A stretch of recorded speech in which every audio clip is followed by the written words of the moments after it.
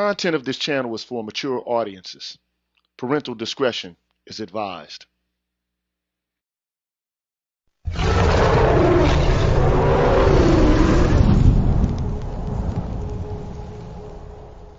You're tuned in to the Green Gorilla channel.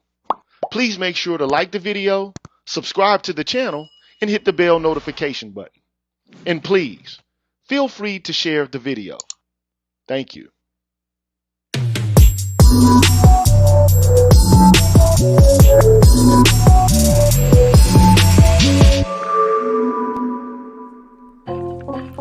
What's good, everybody?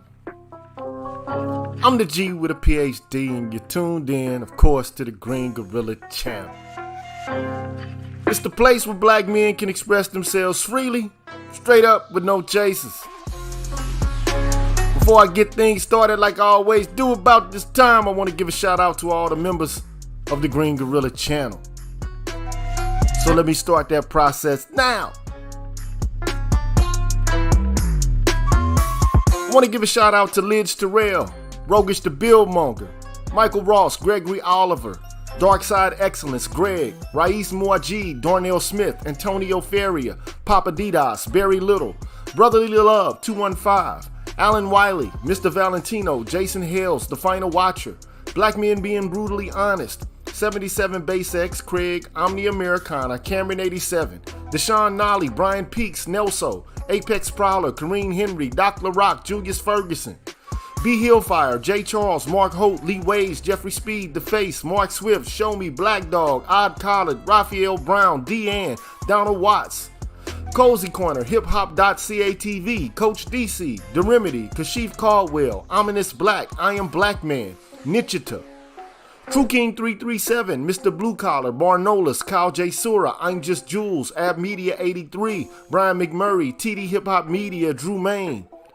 Artist and MC, Mr. Heat, Afro Analyst, Isa Abdul Zahir, Sir Anthony, MLR, Charles Rogers, Universal 178, Blacksword 404, Rashid Barnes, Aaron Smith, DH, C-Truth the Revelator, Gold Professor, Arthur Unknown, Dr. Tiasan Johnson, Brian Williams, Kalanja Kala, Ricky Dawson, Cedric Bowman, True 7360, BK Born Shaheed, James Washington, Hostile Adept, Seven Coast Dojo, W. Pierre 1, BGS Ibmore, Marvin Battle Jr., and I can't forget my brother in heaven, Force Windu. And on the Patreon side, I'd like to give a shout out to Darnell Smith, Chris York, Excalibur, Jason Warren, Soul Pen, Anu219, Pursuer Prisoner, Taz, Kwaku217, S. Haywood, Dragon59, Supreme Ibmore, Adrian Hicks, Jay Bailey, Mr. Michi, Mo Mal, and Asangwa. Shout out to y'all, man, and thank you so much for the ongoing help and support and, me keeping this thing going, man. I appreciate y'all, man. Y'all deserve a round of applause, man. You deserve some applause. You get my highest honors, and that's honest. Yes, indeed, it's honest, man.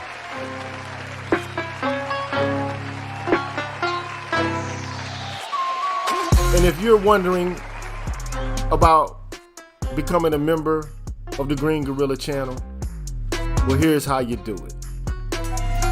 What's good, everybody? I'm the G with a PhD, and you're tuned in to the Green Gorilla channel, the place where black men can express themselves freely, straight up, no chaser. Today, I want to introduce you to my new membership program that consists of 5 levels where you can invest in the Green Gorilla channel on a monthly basis and receive level-specific perks.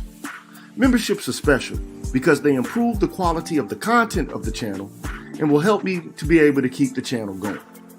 Now, to participate in the Green Gorilla channel membership program, all you have to do is hit the join button, which is located right next to the subscribe button on my channel page. Now, for all of my subscribers who decide not to participate in my membership program, nothing will change. The content will keep coming the way it always has. Thanks for watching, and be careful out here, people. Bless. Alright, y'all, we back. I'm GG. You know where you are. You're tuned in to the Green Gorilla channel, of course. It's the place where black men can express themselves freely, straight up with no chasers. So I got a guest here today. I'm going to bring him in to the stream. You know him. You've seen him. His name is Marcus Aurelius. Keep it 100. What's good with you, my brother? Welcome to the stream, man. How you doing? What's going on, bro? What's popping? What's cracking? What's popping, man? Oh, you can hear me proper? I can hear you proper. Yeah, it's triple-digit weather on the West Coast, Las Vegas. You don't want to be out here. I'm inside, man. I got the AC running. You know what I mean? Just chilling out, man. Just chilling out. Okay, that's cool. See, I'm in Texas right now, and you know, it may be hot outside, but it's not hot inside. I haven't turned the AC on yet. So, you can't get away with that. I mean, the entirety of the, you know, I guess we're not in summer yet. I'm not quite sure. You know, I don't know, but I haven't turned on the AC one time yet. Period. So, anyway, man.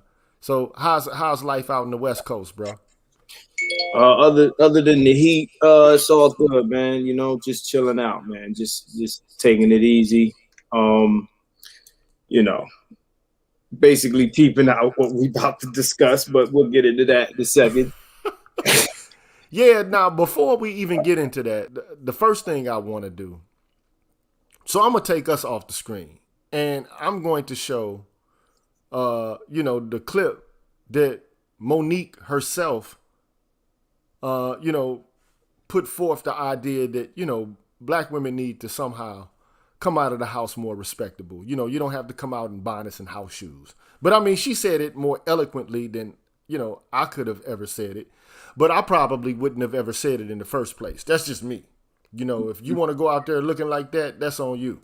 Yeah. You know, who am I to tell you, you know, how you want to dress and how you want to present yourself?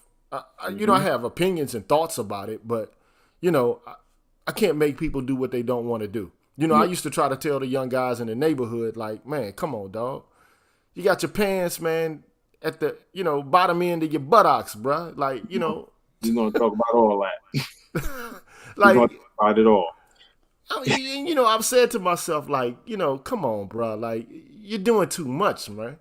I can understand having a little dip in your walk and a little bop in your step and a little swag in your demeanor, but come on, man, you're doing too much, bruh. Then it went from the baggy pants and sagging to the skinny jeans and sagging, and I'm like, come on, man, you're doing too much, baby. You're doing too much. You know. So, at any rate, man, I'm just going to show the clip from Monique at first. I'm going to take you off and then pull you back in as soon as this is over with, okay? Yeah, sure. No doubt. No doubt. So, we're going to check that out, and then we're going to critique that. And then after having critiqued that, then we're going to go into the main subject, all right? All right, let's do it. I'm going to remove you right quick. Okay, let's check this stuff out, man. Let's see what Monique has to say about BWs or queens and bonnets. Hey, my sweet babies. So, it took me a minute to say what I'm getting ready to say because I want to make sure I'm not saying it in judgment, and I want to make sure I'm saying it from a place of love. Y'all, some of y'all have given me the title of auntie, and I'm honored that y'all do that, right?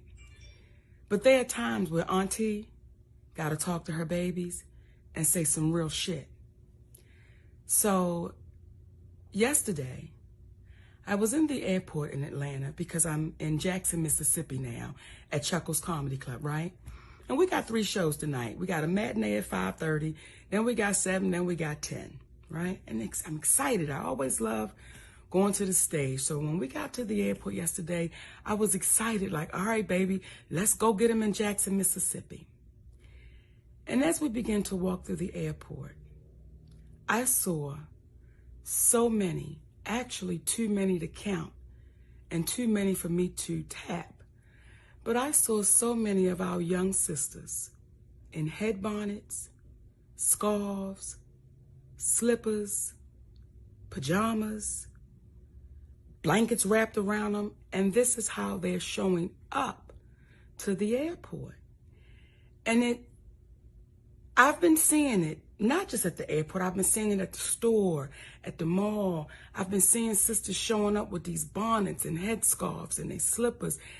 And the question that I'm having to you, my sweet babies, when did we lose pride in representing ourselves? When did we step away of let me make sure I'm presentable when I leave my home? Let me make sure I'm representing the family I created so that if I'm out in the street, I look like I have pride in myself. And I'm not saying no full face of makeup. I'm not saying no full front lace frontal. I'm not saying none of that. All I'm saying is, could you please comb your hair? And if you don't want to comb your hair, they got enough shit out here now, baby, where you can style yourself up and look like you have pride. I'm not saying you don't have pride, but the representation that you're showing, someone would have to ask you to know that you had it. So my sweet babies, for the ones that do call me auntie, I love you for real. Even the ones that don't, I love y'all asses too. But the babies that say auntie to me, please listen to auntie. Always have pride in your representation of you.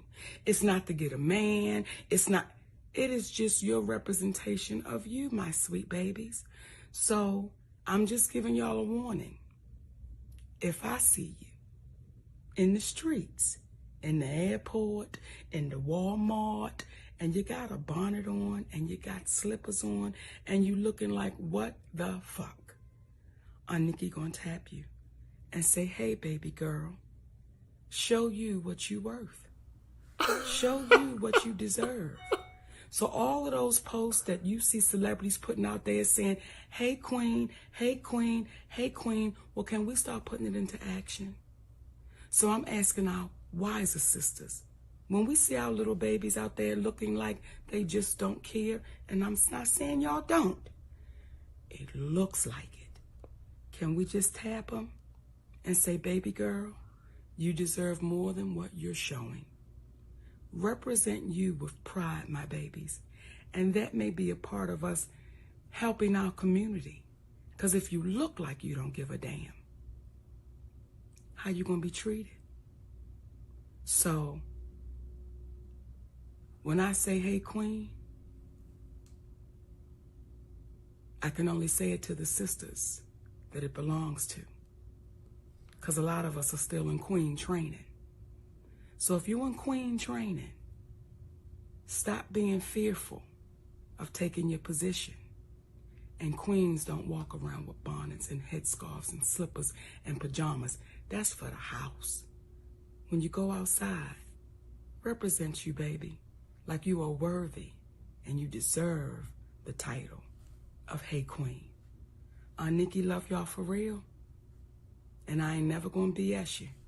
Stop wearing them damn bonnets and headscarves looking like don't nobody give a damn about you, nor do you give a damn about yourself. Because you beautiful. So represent it. I love y'all for real, my babies. All right, y'all. You saw the video, man. I'm gonna keep it 100 back in. You saw the video, right? Yep. You heard it crystal clear, right? Yep. Okay, so there's some guys, in the chat who's basically saying, man, these ain't queen. I knew that was gonna come. Okay, and I get that. I understand why guys have the sentiment. Especially with, the tension that exists between black men and women at the current moment. So I get that. I understand that. Okay. I'm glad she said that. But I'm glad she said that what she said as well. No, I'm glad she said queens. I'm glad she said queens. And look, I don't have a problem with black women, having the title queen. No, there's a reason why I'm glad. Because before you get to that, though, go ahead. Before you get to that, I just want to say this, okay? Mm-hmm. Mm-hmm. This was a message crafted, delivered in a way that I feel was tactful and respectful Mm-hmm. by a black woman. Mm-hmm. That's the first thing I want to say. Mm-hmm. It was respectful and it was tactful. It was Mm-hmm. not dismissive. And it comes right on the heels of what you just said. Mo just proved in that video that tone has nothing to do with how black women are triggered by what they are told about themselves. It has nothing to do. So all that shit about they don't like his tone and this and that, everything that they hear, oh, we don't like how it's said and the package that it comes in and yada yada. What Mo did, not only is she a black woman herself, but she wrapped that shit in silk. She put a red bow around it and she handed it to these females, hugged them, and kissed them. Yes, and she did. they told her, kiss my ass. Yes, they did. Yes. Sorry.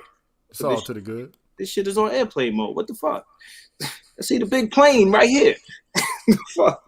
Well, go ahead. Continue, sir. No, I'm just saying, I agree. She gave the message in a respectful way. She kissed, she hugged, and she made it clear. I'm not doing this to break you down. I'm doing this to build you up. I'm trying to demonstrate to you what this looks like to me and what it looks like to other people. Okay? And I think you're right. The tone is not something that matters. It's the criticism itself that matters. It's that there are a group of people who believe they are above reproach, that they can critique, but they cannot be amenable to critique. Yeah. That's not how this shit works. If you can throw stones, you got to be able to take some stones thrown back in your direction.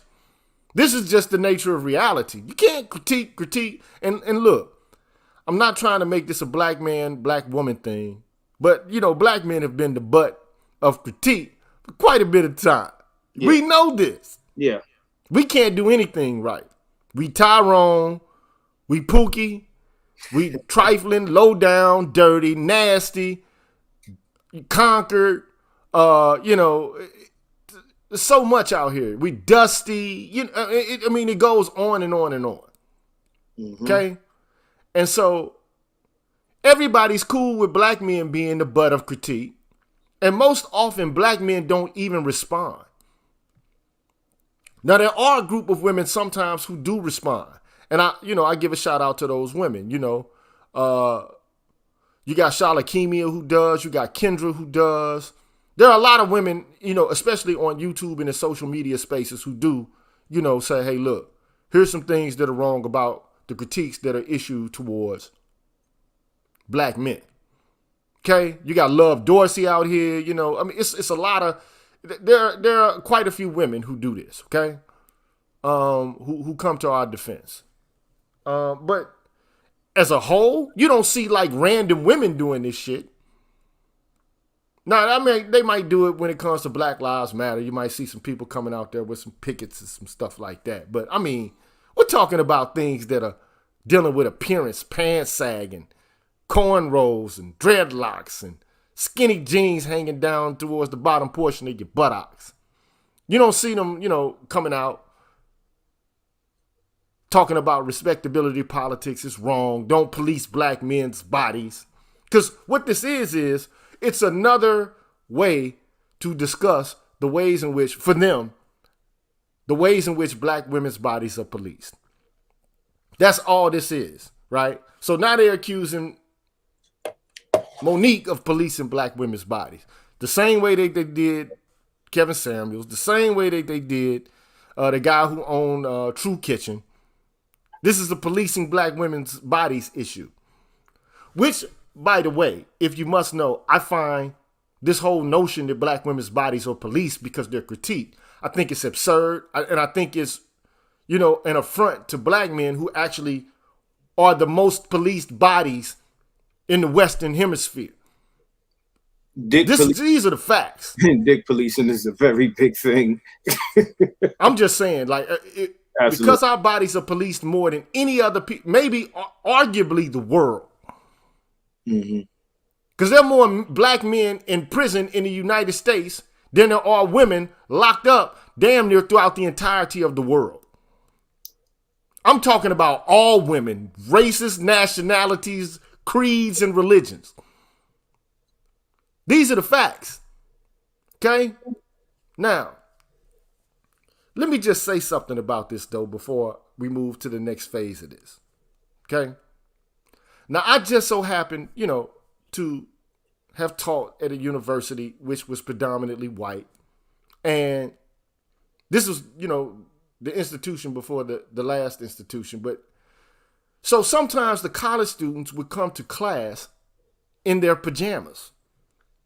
I would see them do this. Now, it's not something that I ever did as I was a college student. Never came to class in my sleep clothes.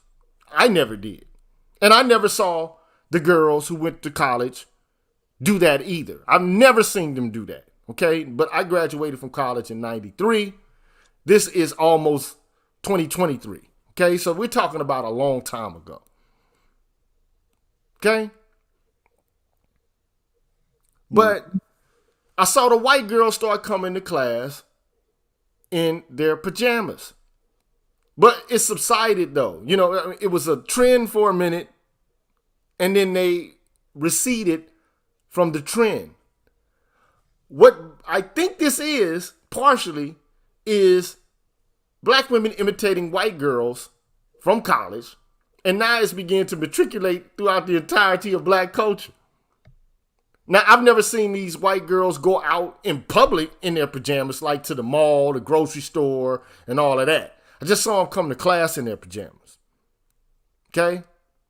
But I've never seen them in bonnets. Okay? But I have seen them in their pajamas and robes and stuff like that. Okay? But damn, I mean, black folks can take some stuff that white people created a trend with for a minute, take it, adopt it, use it, appropriate it as their own, and take it way too damn far. I mean, take it way too far. And now, you're seeing women, who,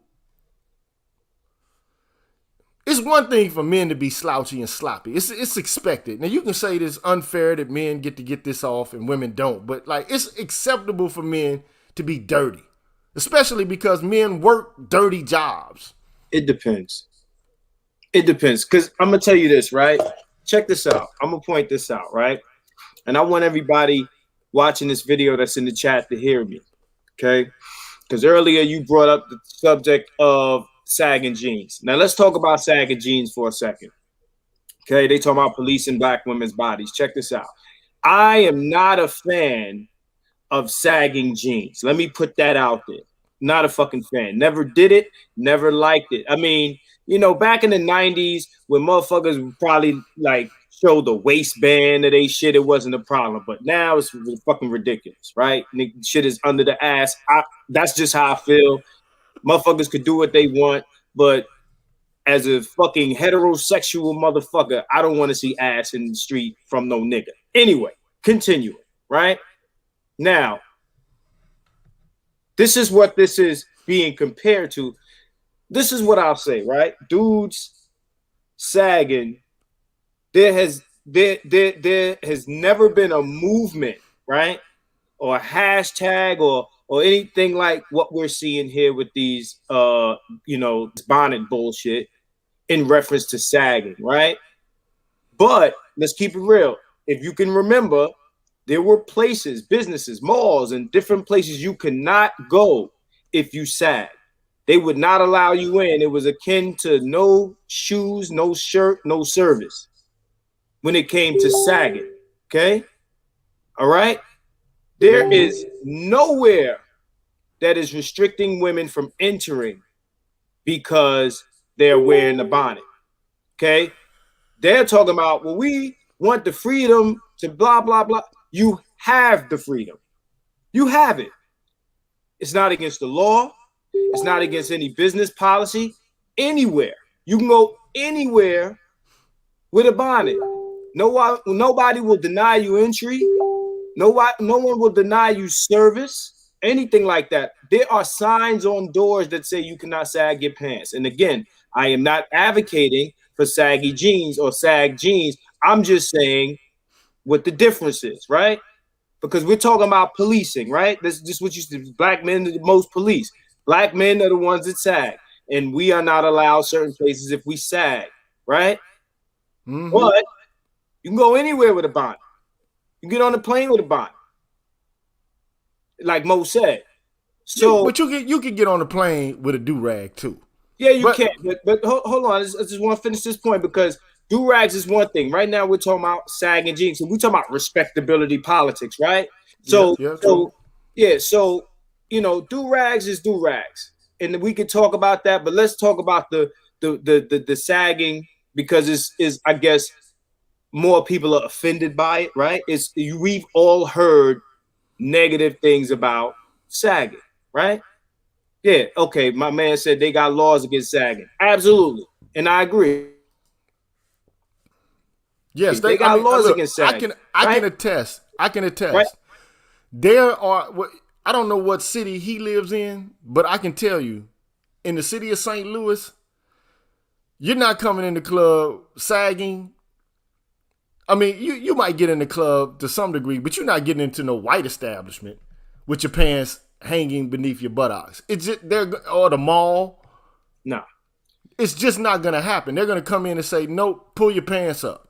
So I want to close out this point that I'm making, right? Okay, so yeah, laws against sagging. There's no laws against bonnets, right? So what the fuck are you fighting for? This sounds like another entitled, grown-ass baby, petty, crybaby movement from these chicks. And, you know, like nobody's, look, you want to thought police how we feel or our opinions of what you're doing. This ain't about you not being able to do it. This ain't about no laws or no denial of access or entry. This is, we're going to do it to spite whoever has an opinion of it, right? So, and not only that, the thing that kills me about some of these movements of recent is that it advocates the dumbest dysfunctional behavior. You know, whether you want to talk about the thing that happened down where you are with the restaurant with the woman dancing on the table and shit like that, because that was the last respectability politics situation we had where it was like, oh, they should be allowed to dance on tables. Oh, you played music, so quite naturally people are going to get up on tables and dance, right? They should have the right because you played music. You know, they fall into a trance. Right, and jump on tables and stand on glass tables and shake their big asses, right? Because that's expected. That's normal, right? Right. But now it's we should be able to wear hair rollers and headscarves and this and that and look raggedy in public, and you should have nothing to say about this. Understand? Freedom is 360 degrees. So just like you have the right to come out looking crazy, I have the right to look at you crazy for doing it. Cool. Wear whatever you want on your head. Wear a Viking helmet for all I give a fuck. But I'm going to be like, look at that bitch in the Viking helmet, y'all. You understand what I'm saying? Yeah, and I get it, man. I have the freedom to say that. Freedom goes both ways. And what they're trying to do is thought police. Because, again, right now, black women's oppression is what black men think of them. That is what their oppression is now. They want freedom from what we think of them. Because there's no denial of it. Nobody's policing your bodies. Nobody's putting policy against what you're doing. There's no policy against what you're doing. You have the freedom to do it. You want to be free from our opinions of what you're doing. And that's pretty much what it is. That's what you're fighting. Yeah, so, and I think you're accurate on this. And that's why I'm going back to what I said earlier. Black men's bodies are literally policed. Black women's bodies are not. Now, you might say that, you know, arguably black women's bodies are critiqued, that, you know, black people have some things to say, you know, related to their opinion about what black women are doing. But I wouldn't go so far as to say black women's bodies are policed. Black women's bodies are critiqued. Everybody from Lizzo to, you know, Megan Thee Stallion with the WAP and Cardi B. I mean, people are offering their opinion about behavior, but that's not policing. Policing is, as you said, policies directed towards law enforcement officers or their derivatives who actually get to tell you, you can't do this or that. Mm-hmm. You cannot wear that do-rag in this establishment. Look, you can't wear a do-rag in the ballpark village in St. Louis. You cannot wear it. Mm-hmm. You cannot. You cannot have your pants sagging behind you or beneath your buttocks in the ballpark village. You cannot do it. Okay? You cannot, in some clubs, wear white t-shirts into the club. You cannot do it. Okay? We know this. But the larger point here is you had a woman who really actually, I believe, now you know Monique can get raunchy. She can go off on somebody. We know Monique, right? We know her. Yeah. We know she can go off. I mean, get down crazy in relation to making you feel bad and degraded. Because she's a comedian and she has a foul mouth. Mm-hmm. Okay? So if she wanted to go off on the sisters and be sarcastic and be ignorant, she could have done it. But she did not do that. She came with what she thought as an elder woman, TT, auntie. You respect me? Here's what I think. Now, black men have been doing this shit to other black men for quite a bit of time. Bill Cosby did it. Steve Harvey did it. I mean, there's a whole host of black men from, you know, the 70s, you know, on back who've been like, look, this shit y'all doing is stupid. You look crazy. You don't look presentable out here. So black men have heard these arguments before. We've heard them before. But our bodies actually get police related to it. Okay? Now, I'm not... Yeah. But then the issue is, and this is the next thing, why are black men wearing bonnets in response to Monique being critical of black women wearing bonnets in public? Why are black men wearing bonnets? We're going to come back and have a conversation about that. I'm going to go to a quick commercial break, and as soon as we come back from that, we're going to get to that business. All right? No doubt. No doubt. Go to a commercial break real quick, and then we'll get back to that conversation.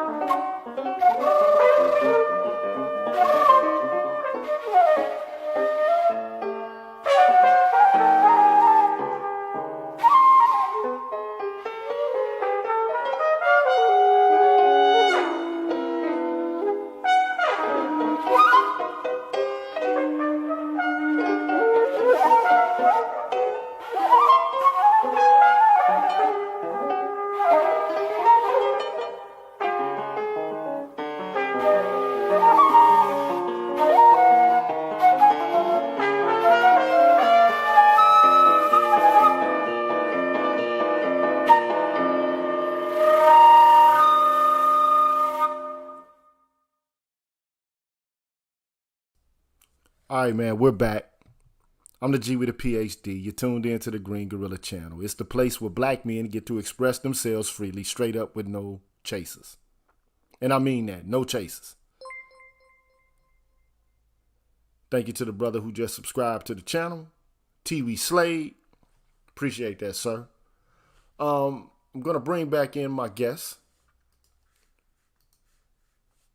the man who keeps it 100, Marcus Aurelius. No doubt, no doubt. And now what I want to do is just have a conversation about this shit right here, man. You know,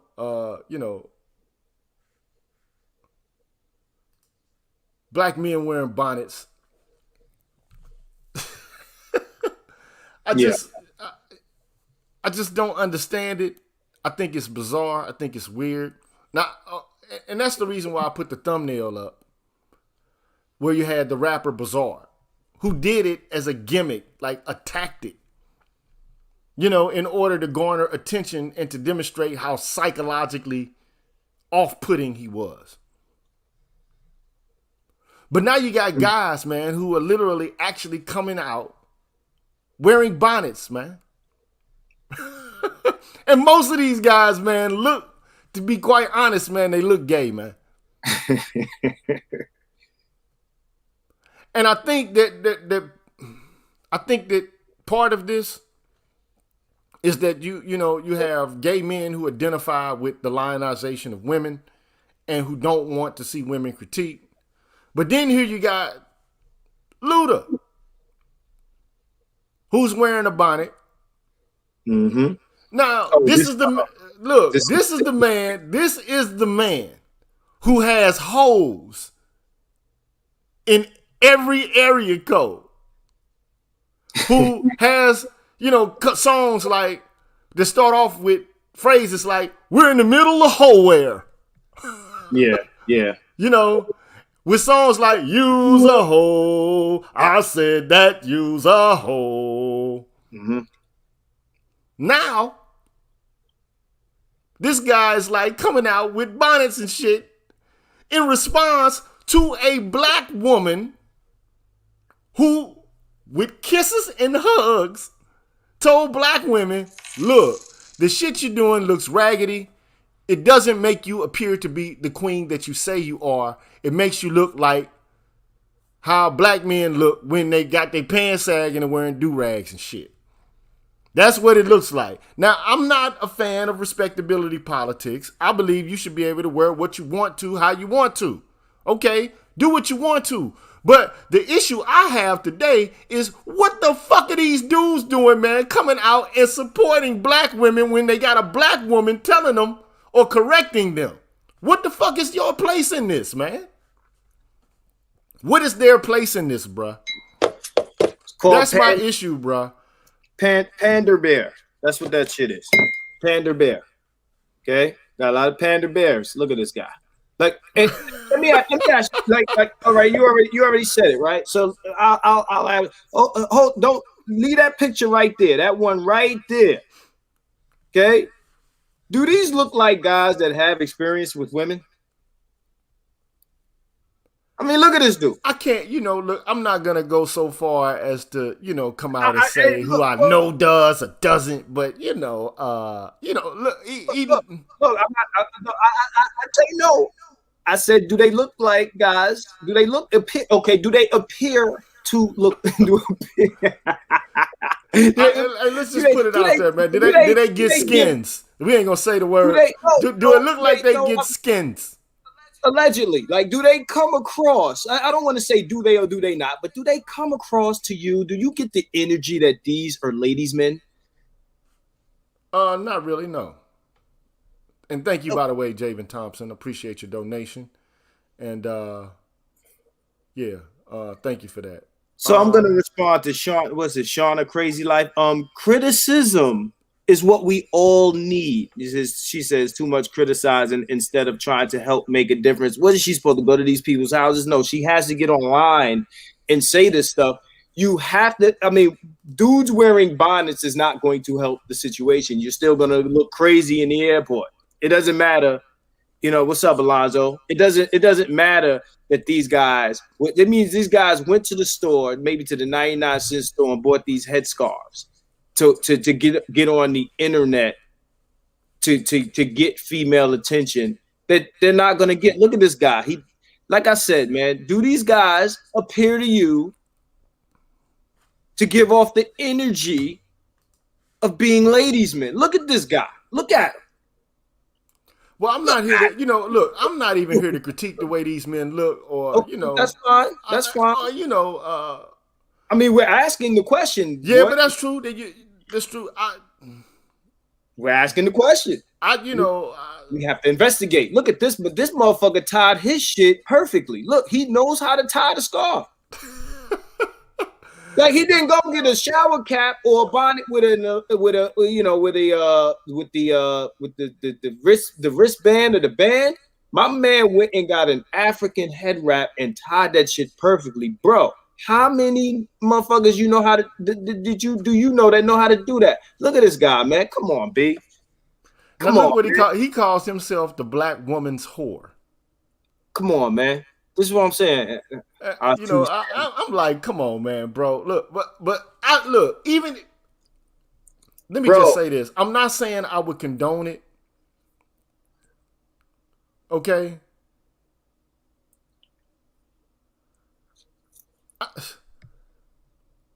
I'm just saying, man, these are the guys that's supposed to. If a man said it, I can understand it, and them coming out and virtue signaling and grandstanding related to it, I could understand it conceptually.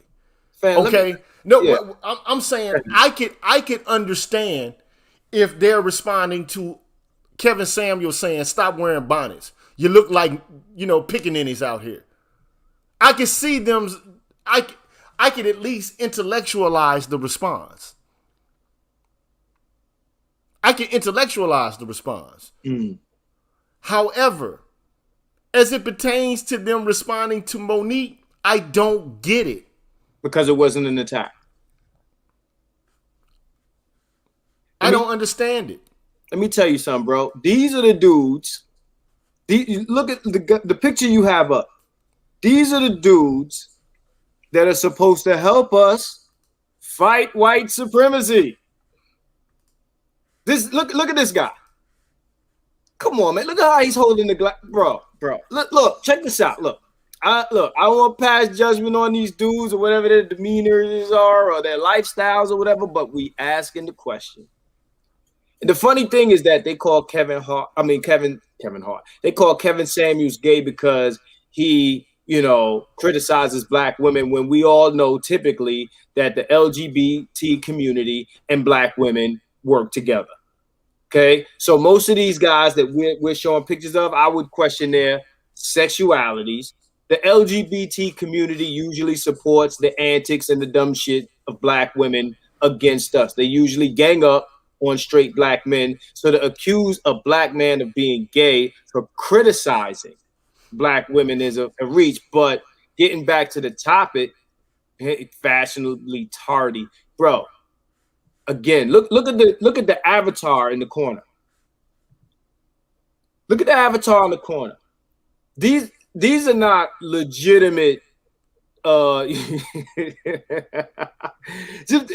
these I don't even call these. Okay. Somebody pointed out that his nails are painted, bro. These are not straight men, bro. These are not.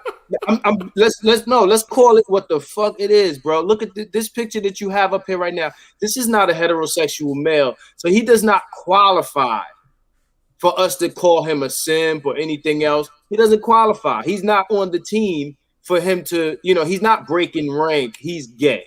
Let's just say what the fuck it is, bro. He's not on the team. He's on that team.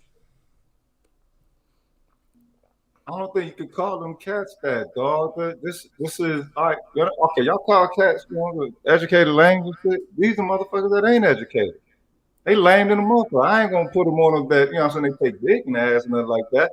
But look at this nigga. Bro. I guess you can step out of your own G5 proud as hell. You know what I'm saying? Still look like an idiot, whatever. You know what I mean? But it's really who said it? Someone in the chat said that this was the crown of narcissism. The fact that no one has to sign up to a social contract whatsoever. And in that regard, you see, it's sad that it went the way it did, but the fact that Monique was the one who delivered it was the best. You know what I'm saying? Because she actually exposed that cordiality is a joke. Kindness is a weakness. There's no such thing as a loving approach toward critique of them. I mean, this is small for a lot of people, but this is actually huge. And the blowback from this is going to look at this. He said, okay, so the Luda image, someone said has been photoshopped. Okay. Thank you. I hope I'm so. food on that one. You know, I got food on that one. But because I saw the blog spot, and it was on the blog spot, so I'm assuming it's, you know, but I want you to steer. Look, let's steer to the direction of this comment. Who has a nose ring, man? She says, "I don't care what they're giving. My son wears a bonnet." And I would love for her to come up here, man. Like, I really want to have a conversation with this woman, man. And not to tear her down, but to have a conversation with her and to ask, are you a single mother? Are you a woman who has a partner that's a male? Does your son have a firm and a strong relationship with his father? I doubt it. You know, because look at her name, Doc. Look at her name, Shauna Crazy Life. She can come up and look. I'm not gonna we're not gonna curse her out or anything like that at all. No, never that. We're gonna keep it 100% respectful. But so I left the link. I left the link, and look, I've already said before. Your body, your choice. You can do whatever you want to do with your body. Okay. You can do whatever you want to do. It's you. Okay? And look, I wouldn't even care if... Hold on for a second. Shauna, welcome to the show. How you doing? Okay, so first of all... Wait. Before you begin speaking, I'm gonna pull you out if you start talking and yelling and getting crazy. Because we do things... I talk high pitch. Okay, well, just hold on for a second. Talking turn. Yeah, we got to... Because there are people here before you. Okay, and we do things in an ordered fashion over here. So, go ahead, my brother, and finish your statement, and then we're going to go down the ring because the Vanguard was here before she was, and so we're going to keep things moving. I don't know. I passed my time. Next. So, Mr. Vanguard, what's going on, the Vanguard? How you doing, brother? How's it going, DJ? How's it going, everybody in the chat? What's going on? How are you? Panel. Yeah, I mean, basically what we're seeing is the fallout from Black female leadership, essentially. Like, that's all it is. All this feminine behavior, all the ass kissing, how we're generally looked at, how we, these other groups have disdain for us, how we move, the lack of masculinity, the lack of respect, the lack of honor that many specifically younger Black men have or don't have. This is just the fallout of being led by females since however long it's been, basically since we've been in this country, like you did in your, I think you did a video a couple months ago where you basically pointed out the hierarchy in America and how the Black woman was the attack dog. And that's simply what we're seeing right now, man. That's all it is. It's nothing more, nothing less. More white supremacy with Black women, acting as the CEOs, the correctional officers, and the facilitators of the destruction of the image of the Black male. But in this instance, I wouldn't go as far as to say that in this instance. Not to say that there aren't instances in which that occurs, because I believe that there are. As per I'd say my that video. My opinion is that this is one of the smaller symptoms of the larger issue. Mm-hmm. Self-respecting man is gonna be putting a bond on, or whatever the case may be. Black, what was the dude's Twitter handle? Black woman's whole, all that type of stuff. Just that lack of respect for self that's supposed to be inherent in a man. Come on, that has to be taught over time. Yeah, I mean, we've been seeing examples like, the Russell Wilson Ciara situation. Now you got the what's his name, Dwayne Wade with Gabrielle Union. Like, we're being kind of shown how we need to function in a relationship with Black women, right? And that is we're being shown the preferred way. Even after we check all the boxes, we are shown that this is the preferred way for us to function in a relationship with Black women. They are at this point breaking the bucks. They are the buck breakers at this point. And that, Well, they're playing the mammy role. That is No, interesting. That is an interesting thought, man, for you to say, because we already know that we're descendants of slaves. Most of us. I can't say all of us because there are some second, third generation immigrants or whatever the case may be.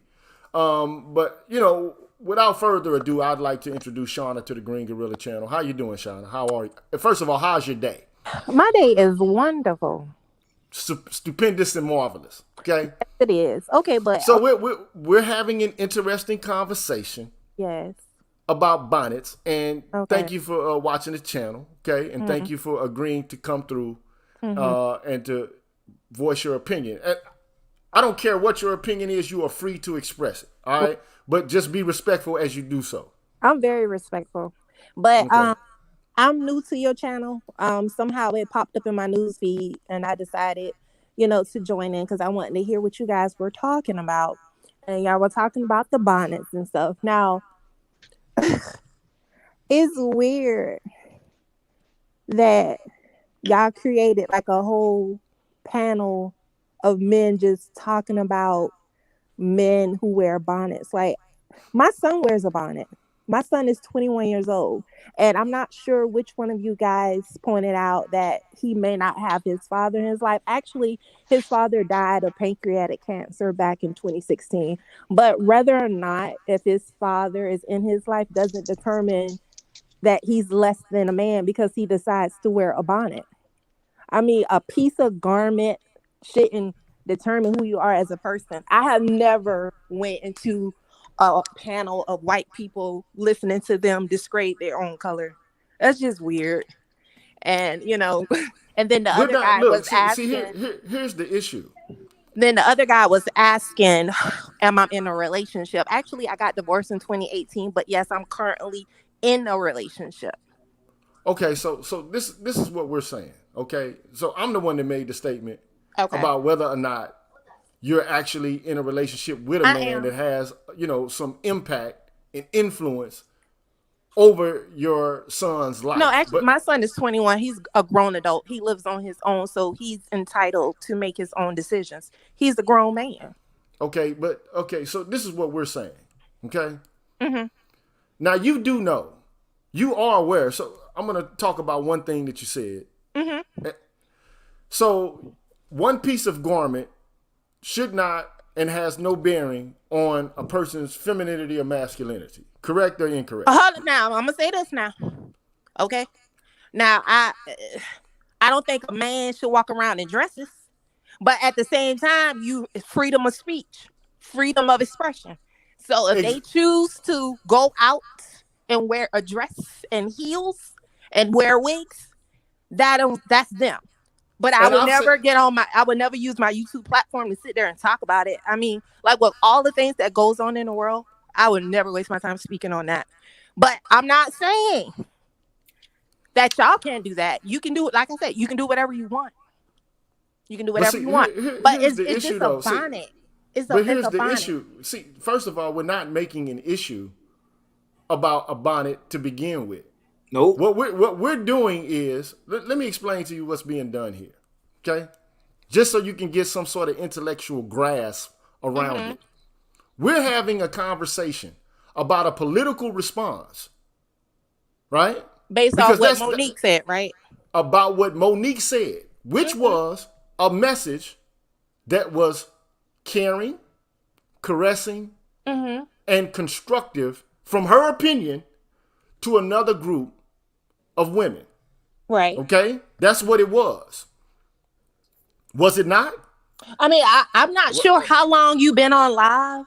Like, I just been in your live for the last 20 minutes, and all I was hearing about was the men, the men wearing bonnets and them being simps and gay and That's what I caught. That's what I caught. See, this is why you got to get the context of the conversation. Yeah. So therefore, that you can understand that, you know, what we're not doing is just coming in. See, first of all, let me just listen. But I want to say this. Okay, I get it. Monique decided to go on her Instagram and talk about women walking outside with bonnets. I agree. You should not go outside with a bonnet. Okay, so let's leave. Okay, so stop there. Stop. Okay. We're going to stop there. Okay? So I said before, and I'm going to say this again, as I said, and you should go back and look at the live. Okay? Maybe. Okay. Yeah, from the beginning. If you don't want to, that's your preference. Okay. Okay. But you did decide to come here. Something sparked your interest to come here. Yeah, it popped up in my news feed. Okay, so at any rate, this is a black man's channel. We talk about things related to black men and what they feel they want to talk about, straight up with no chasers. So this is a light. This is light right here. Okay, there's nothing wrong with discussing issues that we go know on this, in the world. But There's listen, nothing wrong with that. We already know this. We don't believe in mansplaining. We're gonna say what the fuck we gotta say. All right. So we're not worried about other people coming in as visitors, you know, and determining the structure of what we're talking about and whether it's valid for us to talk about it. Are you related? But wait up, man. Listen. Hey, listen. All I'm saying is, we started off with a conversation, and I told you just now, and I'll tell you what I said then. Okay, I don't care what. Wait, man. Somebody got to Man, oh my bad. I'll say this. This is what I said before all of this began. I said people can wear what they want to wear. You can do whatever you want to do. If you like it, I love it. Whatever floats your boat, you can do whatever you want to do.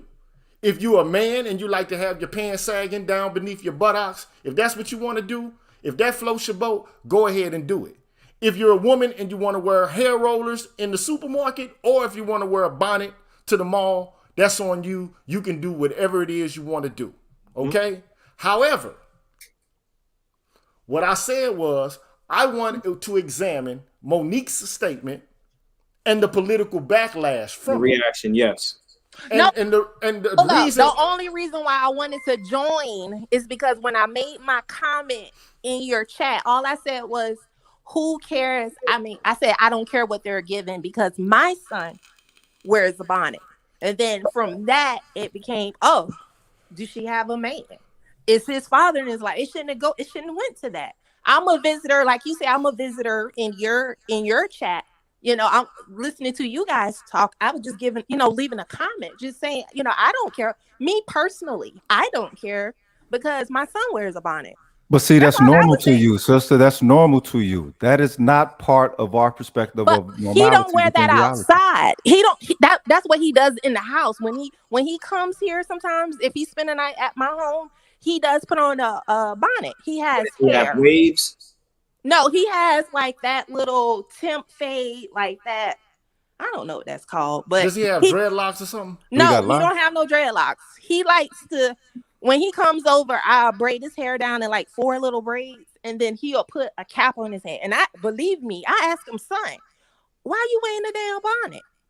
And he's like, Mom. So you asking the same questions we're asking? Him. I sure did because I wanted to know. Because me, I wear a bonnet. I got a bonnet on my damn head right now. But you ain't in the street. Are you in the mall with it on? I'm home. I'm in my house. I don't get out from work. I'm in my house. I personally, at my age, I'm 41 years old. At my age, I would never go outside with a bonnet on my head, not even to go check my mailbox. That's just something I wouldn't do. So why he tell you he wears it? Why he tell you he wears that instead of a do-rag? I don't know. He said, Mom just like to put it on my head. But he doesn't wear it outside. He's not posting on his Instagram pictures of him in a bonnet. But if he decides to, that's him. That's freedom cool. of expression. Man, if your son decides he wants, look, let me just say this. If your son decides he wants to go outside with a bonnet, that's on him. Like, right. I believe that's on him as well. But that has nothing to do with the context of the conversation I'm having in full. Okay, so what is the context? Because maybe I'm losing something. Understand, okay, when so I joined in, I heard you guys talking about Ludacris and then the other guy. If you listen, you gotta understand. Because we've been I do listen. I hear very good, sir. Okay, so because this is a channel in the Black Manosphere. I don't know if you know what the Black Manosphere is. This is a Black Manosphere channel where black men talk about their issues. Right. Okay? Social, political, economic, relationship-wise, and the whole nine. Okay, and I think and it's also that wait a minute. It's also a channel where men are allowed to be critical of black women if they so desire, because black women are critical of black men. I don't know. I don't think I don't know. I don't know. I haven't came across any females channel just yet. Not to say that it's not out there. I just haven't came across it yet. A channel about what? She can't be serious. You can't be serious. A whole chat. I don't know. Hold on. But you know what? You know that's the craziest thing? This is the second channel I came across. Yesterday, I went into a channel, and they were talking about how black women is unattractive because they gain weight. Like, they tend to let themselves go. And I was just sitting there listening to it. I was like, what the hell is going on? That's factually true, man. That's factually true. Is that not true? That's what it That's is. the reality. Like, Hey, can I ask? Hold on. But you know what? Let me just say this. Let me just say this. Shauna, you have taken up the bulk of the conversation. Let me just say this real quick. 30 seconds. Now, it's nothing wrong with having a conversation overall. Like, if you're saying, well, I think women who tend to gain weight, it's less unattractive. Okay, but So you're trying to construct the flow. You can't control the flow, sis. That ain't how it goes. I can't. I'm just saying that. No, I'm letting you know for you giving that specific example, that is a subconscious aspect of you saying trying to control the flow, and that's not how it goes. No. Let me ask you this. Let me ask you this. What is what I'm saying? It's targeted to black people is what I'm saying.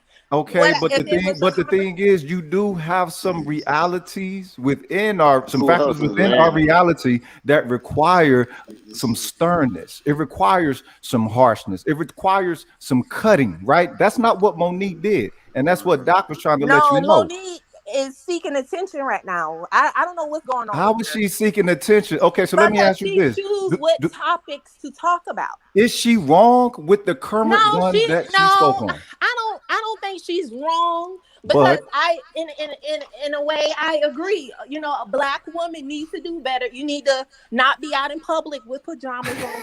You don't need to have on a caps on your head. Wait, you just disregarded her when I brought her up, but now what? Oh, no. But anyway, man, let's not lose focus. Go ahead. Right now, what we're doing is we're losing focus. We are losing focus because the name of the show is Black Men Supporting Black Women's Wearing Bonnets is Bizarre. And to me, the shit is bizarre. They were supporting that? Okay, I didn't know that. Black men are retorting and responding to Monique by wearing bonnets in support and in brotherhood support of, or as they say, in support of black women doing whatever the fuck they want to do, however they want to do, whenever they want to do it. Okay? Now, there is a thing called policing black women's bodies. I know you've heard this before. Have you not?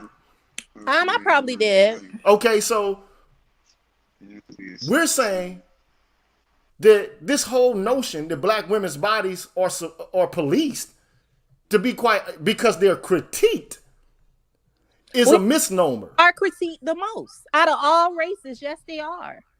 No, but black women are critiqued the most out of all races. So yes, it could be the case. If it is the case, if it is the case, it's the case. Okay, but here's the deal. Here's the deal. Black women may be critiqued, but they're not the most policed. We deal with facts in a negative way. They are negatively. Hey, look here, man. I'm telling you this. Let me tell you this. Here's the deal. We're talking about policing. All right? Now, I'm going to tell you why it's offensive to black men to hear the whole notion that black women's bodies are being policed because they twerk on the table at a fucking restaurant. Did I motherfucking twerk at 41? I'm sorry, I didn't mean to cuss. But you can twerk all you want to.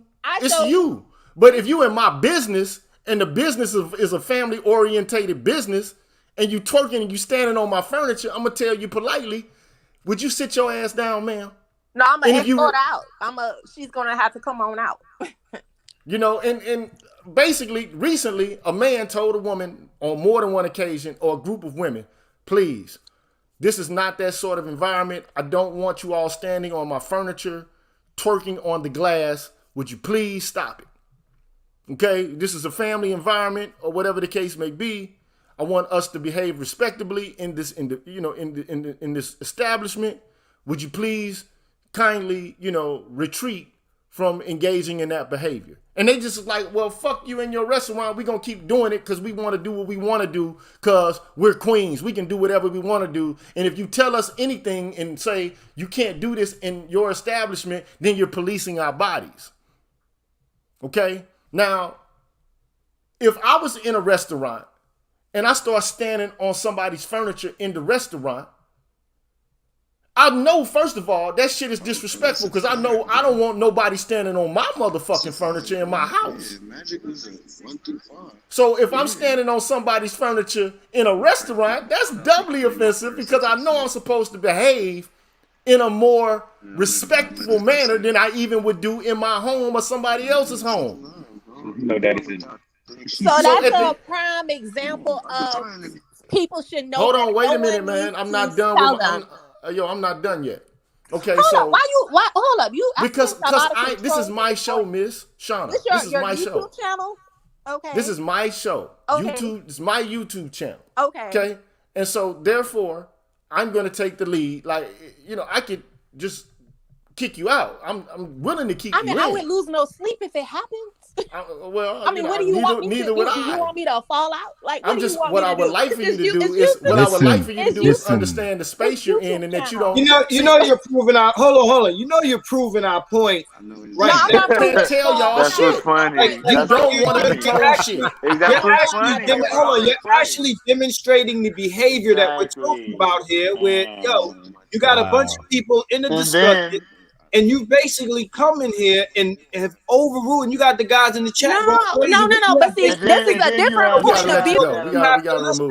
You have to listen and then respond, yo. And wearing bonnets and want to support it. And that's what's the problem is. That nobody has no accountability. Y'all don't have any accountability for what y'all do. My man has he's made numerous attempts to explain to you.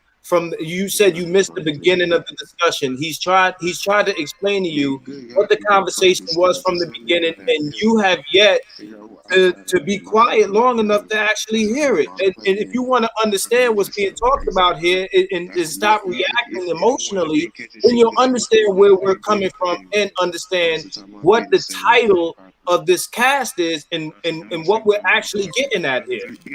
See, it's a lot of problems. People listen to respond instead of listening to understand. Like, listen to understand what's going on instead of just somebody's got an echo going on. Somebody's got an echo going on, and they need to rectify that situation pronto. So we can get that sorted out. We need that sorted out real quick. So So this is the problem black men have, right? Black men have an outlet to express their opinions about a multitude of issues, whatever they may be, just as individuals have the right to wear what they want. Individuals, according to the First Amendment, have the capacity and the ability to say what they want, whether people like it, dislike it, whether they agree or disagree. Okay? But I tend to think that the conversations that we're having are indicative of a kind of cultural phenomena in which it is impossible for black women to be amenable to any kind of constructive critique. This is the issue that we're having. Because, look, for the last 60 years, it is factual. I can document it, demonstrate it on the academic level, on the media level. Black men have been hyper-critiqued. We want to talk about feminism and the imagery and the caricaturization of black men. It's been going on for 60 years. One can argue it started off with the Combahee River Collective, then it moved on to Alice Walker, then it moved on to Bell Hooks. I mean, we can go down the list. Michelle Wallace, a whole host of intellectuals and theorists and ideologues who, for the most part, have postulated that, black men or the white people or black people and black men need to sit back, be quiet, and stop being critical. But we've been criticized for the past 60 fucking years. All you see are images of black men in a negative light. When it comes to DV, we're cast in a negative light. When it comes to sexual assault, we're cast in a negative light. When it comes to just talking and explaining and expressing our viewpoints, it's considered in a negative light. This has been going on for 60 plus years. And black men are beginning to open up dialogue and talk about their phenomenological experiences and the things that they think and they feel. And we're being told, why are you even having this conversation in the first place? Because we can. And because we will. And because we have a fucking right to do so. And because at some point, if you can critique, you have to be amenable to critique. But that's not the scope and the range of the conversation, actually. So I don't want to go much further into it. But just to let the viewers know, we're having a conversation about a group of men who are supporting black women who are engaged in behavior that I'm guaranteeing you most respectable black women are going to agree with the position that was put forth by Monique to begin with. Yeah. Even the person who just came in here, Shauna, agreed that, okay, I think it's tacky to walk out of the house with a bonnet. We're not talking about wearing bonnets in the house. Nope. We're not, if you got a hairstyle, you want to protect the shit, you want to wear a bonnet, okay, that's one thing. We're not even talking about wearing bonnets in the house. It's the function of it. But what we're seeing is a political response to a clarion call from a black woman which was lighthearted and caressing and caring, like TT. Right? Just like black men have been subjected to this before as well. We had Bill Cosby, who told black men, stop wearing your fucking pants sagging. We've had Steve Harvey say the same thing, and a whole host of other black men who've come out and said to black men, stop doing this. Okay? But the difference is we're dealing with a political environment in which black men are trying to play this grandstanding, virtue signaling, chivalry game, and to protect any fucking crazy ass behavior that women engage in, whether they be black, white, red, brown, purple, yellow, I don't give a shit. Okay? If the behavior is off and it's fucked up and it's crazy and it makes us look bad as a fucking group of people, then we should have the right to talk about it and have a conversation about it. But at the end of the day, look, if you like it, if you want to go out and make yourself look like a buffoon, you can go out there and make yourself look like a goddamn buffoon. But the trend is carrying on. Mm. See, black folks do trending shit mindlessly. They just do it because everybody else is doing it. Now, what if we were trending with classiness? Because we were prior to the 60s trending with classiness. That was our trending. We were trending with classiness. Now we're trending with some fuckery. Okay? And look, the shit that's crazy about this is it was a black woman talking to other black women, and then you get black men who are such goddamn Captain Save-ems that they gotta fucking have a response to a black woman who's saying something about how women can get their shit together. That's how far down the line we've gone to where women can't be critiqued at all, to where now you got black men subliminally and indirectly attacking black women who are trying to get other black women to get their shit together. If this is showing you how politically correct culture and intersectional culture is spinning and spiraling out of fucking control. It's out of fucking control. Now, look, I've had men who are same gender loving on my show, so this ain't got shit to do with me talking about black folks being gay. Now, I mean, but at the same time, we do know that there is a political coalition between the members who are black of the LGBTQ community and black feminists. This is something I know. Because I'm an academician, I know I've taken 3 graduate seminars in feminist philosophy, so I know the shit intricately and intimately. I've read Judith Butler, I've read Audre Lorde, I've read all this shit. So I know where I'm going with the argumentation that I'm making. But at the end of the day, what black men are having an issue with, and what I'm taking pause with this movement, is because it fits into the category of black men who are caping, simping, and virtue signaling and grandstanding as if they're actually protecting black women when they're doing everything but. Because black women, at the end of the day, if they're women, they're fucking grown.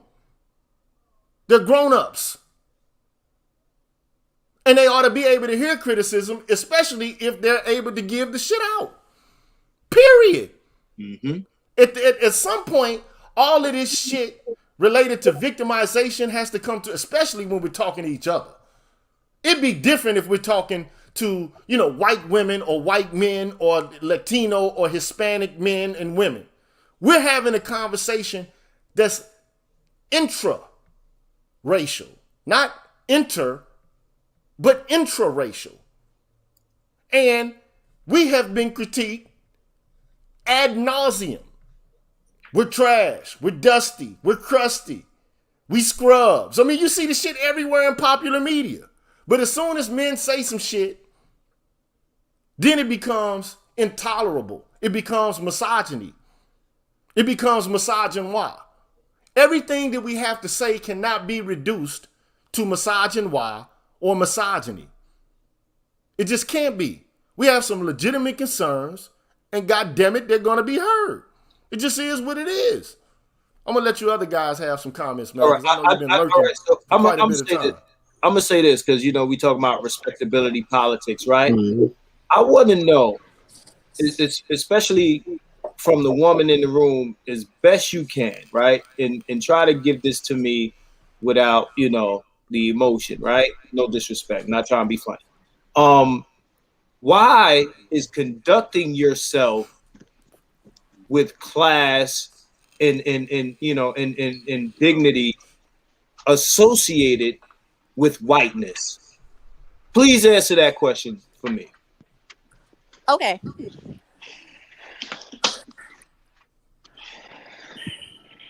You know what? I really don't know how to answer this. And the only reason why I say this, because when you log on to Instagram, you see how a lot of black women carry themselves. And the way that a black woman carried themselves and the way that a white woman carried themselves is on 2 different levels. Now, I'm going to say this now. When you log on to Instagram, you see a lot of stuff. You see a lot of butts. You see a lot of breasts. You just see a lot of nakedness. You just see a lot of stuff. But then when you see the white women, you don't see that. You may see that a small percentage of them may do that, but you don't really see it. So black people label. I mean, as far as women, let me finish putting it. Let me finish putting it together without everybody talking. Okay. So what I'm saying is that because the black woman is known to be a certain way, when you see a small percentage of black women carrying themselves in a different way than the other black women are carrying themselves, it's looked upon, oh, she wants to be a white girl. Because you see a lot of black women don't really carry themselves in a classy way. That's just my opinion. You asked the question, I'm giving an opinion. This is how I feel. She gave you an answer. Yeah. Thank you, Sean, for coming to the panel. Appreciate you. Because I got other people that want to come in, and I got to give them room to come in. Thank you, Shauna, for joining us today on the panel in the chat in the Green Gorilla channel. Green Gorilla. Okay, that's your name. Okay. Yeah. So, come on back. And look, the show might be frustrating to you. It might be cultural shock. It's not frustrating. But, ultimately, you're saying the same shit that Monique said. But guess what, though? She said hers publicly. I keep mine to myself. I'm not get it. on a platform talking about it. Okay, I understand. But of course, Monique is a public figure. You're not. Okay. Monique and is she's a famous public individual, figure, and she can choose what she wants to talk about. So if she feels good going on a public platform, putting down black people along with all the other white people that put down black people, then that's her. She didn't put anybody down. She didn't put anybody down. Exactly. Wait, She didn't put anybody down. Thank you, Shauna, for joining. Hey, thank you, Shauna, for joining us. Appreciate you. Bye-bye. So this is, look, let me just say this, man. Look, let me just say this. So look, at the end of the day, from time to time, women will be able to come on the show and express and voice their opinions, okay? It just is what it is, okay? However, this is a show for black men. And we talk about issues that are germane to our experiences and what we think about politics, especially gender politics, in the context of the United States. And when we smell something that doesn't smell right, it has a bit of rancor in relation to the way it, rattles my perfunctory faculties, then I'm going to speak about it. Okay, but this should have been a woman-to-woman thing from the beginning, is my point. It should have been a woman-to-woman issue. Yeah.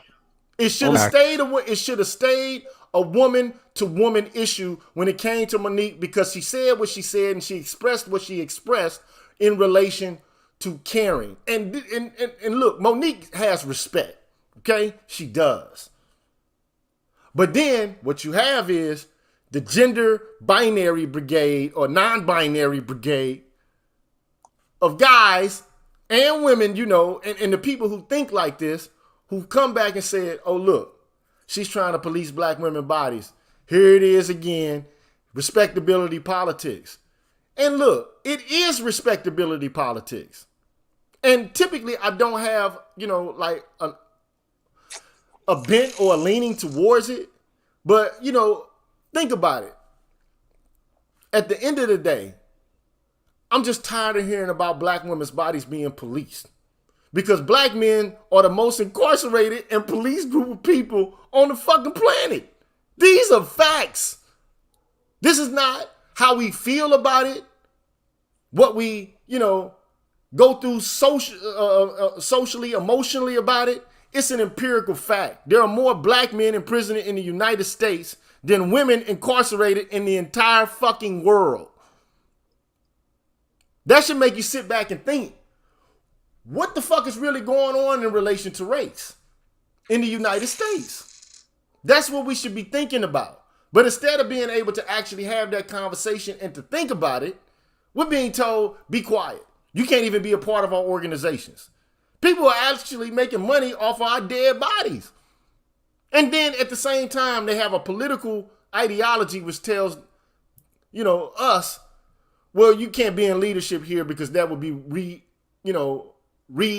reinterpreting and rehashing the patriarchy. And at some point, it's like, come the fuck on, man. I'm tired of hearing this patriarchy shit. Black men are not patriarchs in this culture. We're not. It's a tyrannical structure set up whereby even black women are able to utilize state-sponsored institutions and policies against us. Whether it be from marriage to divorce, child support to abuse, everybody uses the state against black men. And we already know fundamentally that the state is not kind to black men at all. It never was devised for us to be equal participants in it. And at the very moment in which we were about to, it seemed, be given the context in which we could actually be a participant of it, here come white women. Here come them bitches swinging their Gucci booty feet over the fence of oppression. Now they're a minority group. This is the kind of fuckery that we're dealing with on a consistent basis, and we want to talk about it to make sense of it. Everybody else is able to make sense of their own politics except for straight black men. And, look, I'm gonna let y'all speak for a minute, man, before I start cursing and going on. Go ahead, somebody else go. Yeah. Hey, what's up, Green Gorilla? What's going on? What's happening? Everybody on the panel, man. I'm gonna bring the conversation to something not so intra-relational, but the overall trick back of what's actually happened, right? If we look through history, right, you was talking about how black people used to dress and carry themselves prior to the 1960s, right? Just to wear suits and stuff like that. And the mini dress and the booty shorts came out in the 60s, right? Yes, they did. Now, why did that happen? The older generation was trying to tell them to cover up, you know what I'm saying? And the younger generation did what? Fuck you, we gonna do what we want, right? The women, right? The feminism thing, right? But it started what? The free love era, right? Sex, drugs, rock and roll, 60s, right? But okay, so this is one thing I want you to get straight. You're just DeAndre, right? Yeah. Okay, so I want people to be able to draw a distinction between feminism and the sexual revolution, okay?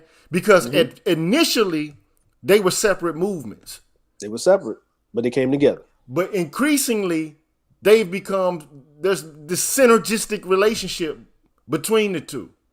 And that's why, so now instead of just feminism, you have women and gender studies. There you go. Right. Okay. And like you were saying, what's always being pushed, and this amalgamation of thing being pushed, we can go with the policies and things thereof. So now we're talking about this bonnet thing, right? And the reason why I wanted to draw that comparison, the younger generation always bucks against what the older generation has led forward, right? Has laid down, right? Presentation, so forth, right? To some degree or another, yeah. Yeah, but it's just, like I got teenage sons, certain shit like that, right? Well, I got a teenage son, I got older sons now, right? And Monique, I grew up, my mother never walked out the house unless she looked a certain way.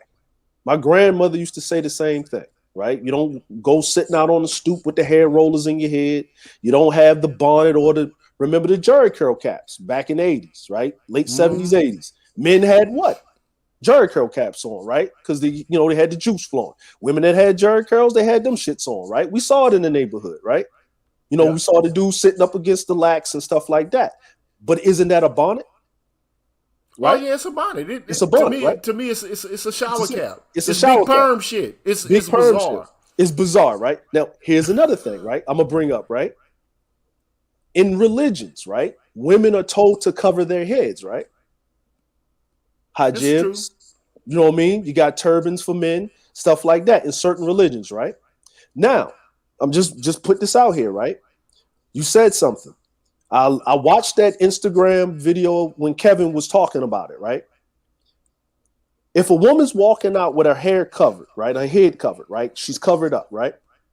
And she has a bonnet on or whatever you want to call it. Isn't she less kind of sexually desirable? You would actually have to talk to the woman. There has to be something extra, right? Or she's already took it, right? Because if a woman feels that comfortable walking out of the house in a certain area, right? She's usually married or taken, or she's with somebody. She doesn't want to be approached, right? Generally speaking. We just talk about women overall. Just saying. Okay, I get that. I understand right? that. Okay. So what I'm saying about this, right? And I agree with you. This is a woman's problem. Men shouldn't have nothing to say about it. Let them deal with it. Let them hold each other accountable and let them fight it out, right? But the thing is look at the trick bag, right? If Monique is saying uncover yourself, right? Don't have that on your head, right? And they're saying we're going to put it on our head anyway. Then they're going to cover themselves, right? Which will make them less approachable, right? Some dudes going to approach them anyway, but less desirable, right? Then what if another woman comes up and says, well, you need to wear all of this, that, and the third. Don't cover yourself up. Don't walk around with looking like a nun. What if a group of women gets together and say, no, we're going to cover ourselves up? What if this is a whole scheme put together? I'm just saying that know that they're going to do the opposite, reverse psychology. Whatever you want someone to do something when they're younger, they want to buck against the system to do exact opposite. Oh, I've been saying that. You know what I'm saying? So actually, if you think about this in the retrospect, right? Yes, black people do jump on the wave and they push things. We push class, then we'll push some other different wave. The canary in the coal mine. So if it works on black people, we make it fashionable. Who's going to take up arms? Do not be surprised in 6 months later, you're going to see white women out there, bonnets lives matter, right? Bonnets too, right? We can wear bonnets at work. There's going to be a white woman suing a company because she had to come into work wearing a bonnet, and she's going to get a settlement. And they're going to start a whole feminist movement about wearing bonnets. And you know what's going to happen? They're going to start covering themselves up, right? But brother, it's not so much about decency as we know what it is. Receptive to critique. Like if you think about it, anytime black women get some type of objective critique from someone, and it results in them requesting lovingly, respectfully to adjust certain things about a character flaw, whatever is now deemed something good. And they increase the frequency that they partake of it, and it actually becomes a badge of honor. So okay, go ahead. Can I just include this? Another thing that I noticed is that when the critique, like the critique came from Monique, right? Yeah. So Monique is a black woman, married black woman, very black woman.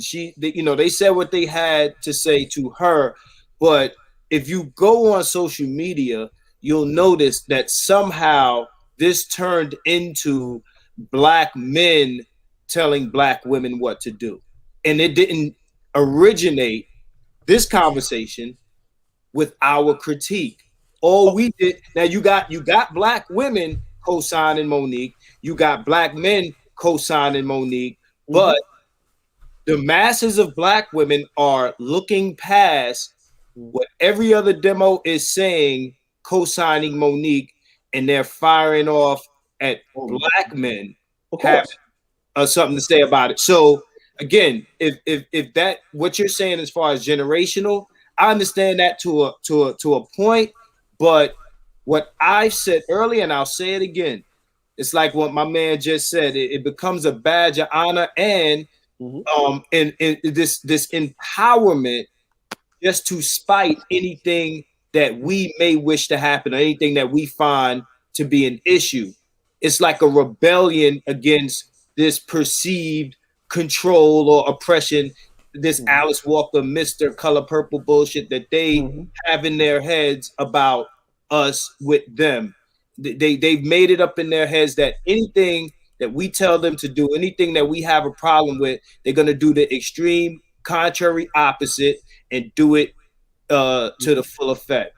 But it's not just if it comes from us. This is also if it comes from anyone now. That's the beautiful thing about this. As Dr. Gigi said, that she approached lovingly.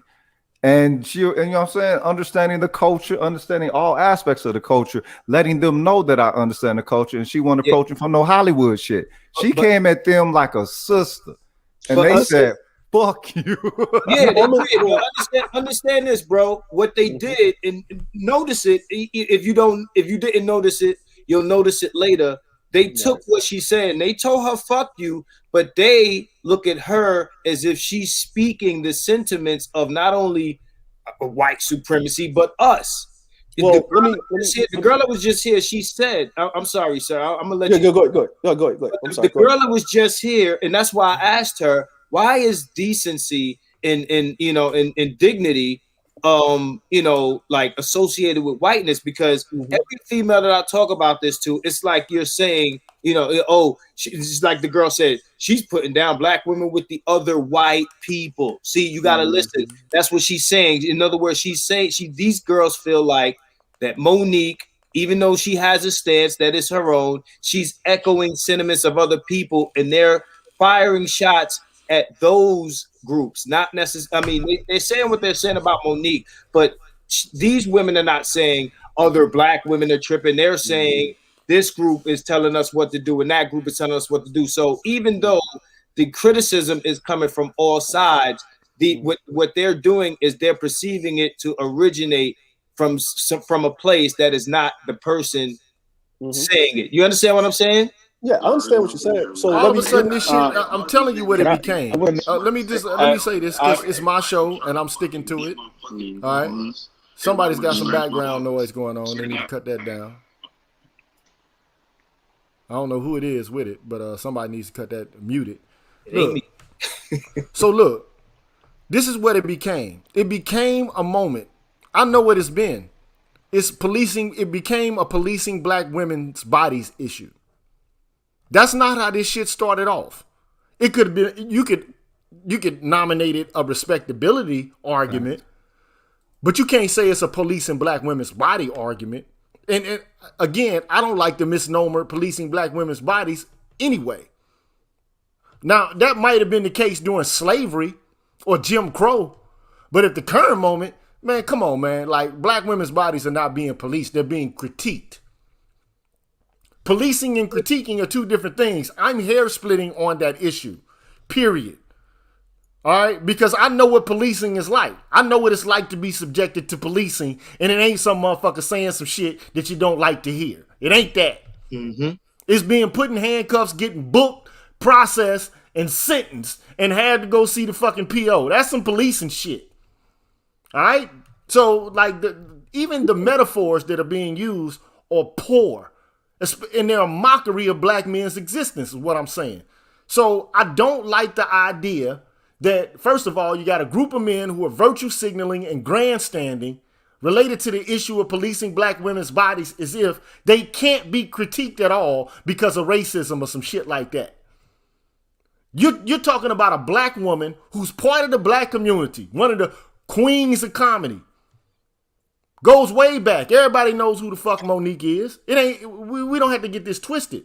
But at the end of the day, it became a means for which black men could, try to show their support. And all of this is centered around a politics which is, to me, it minimalizes the shit that men go through, man. And you got men who are not on code. They should stay the fuck out of that business. They have no right to talk to Monique and to tell Monique is supposed to be TT, right? Let them women have their conversation related to this issue. All you dudes, let me show you these dudes, man, just so you can see them. Now, the people say that, Luda, so no offense, Luda. If you wasn't doing that, my bad. That shit Photoshop, I'm sorry. But these guys, they have no fucking interest in this, bruh. They have no stake in this game. They got more important shit to be worried about than running in like Sir Galahad or Sir Lancelot in order to grandstand and virtue signal. That's my point, man. Who's suspect, bro? Look, man, I'm gonna tell you what it really is, man. Let's just put it down to brass tacks, right? Sundress season was sent back last year. Niggas is grandstanding and motherfucking hotepping for pussy. Can you just say what it is? No, because let me tell you why.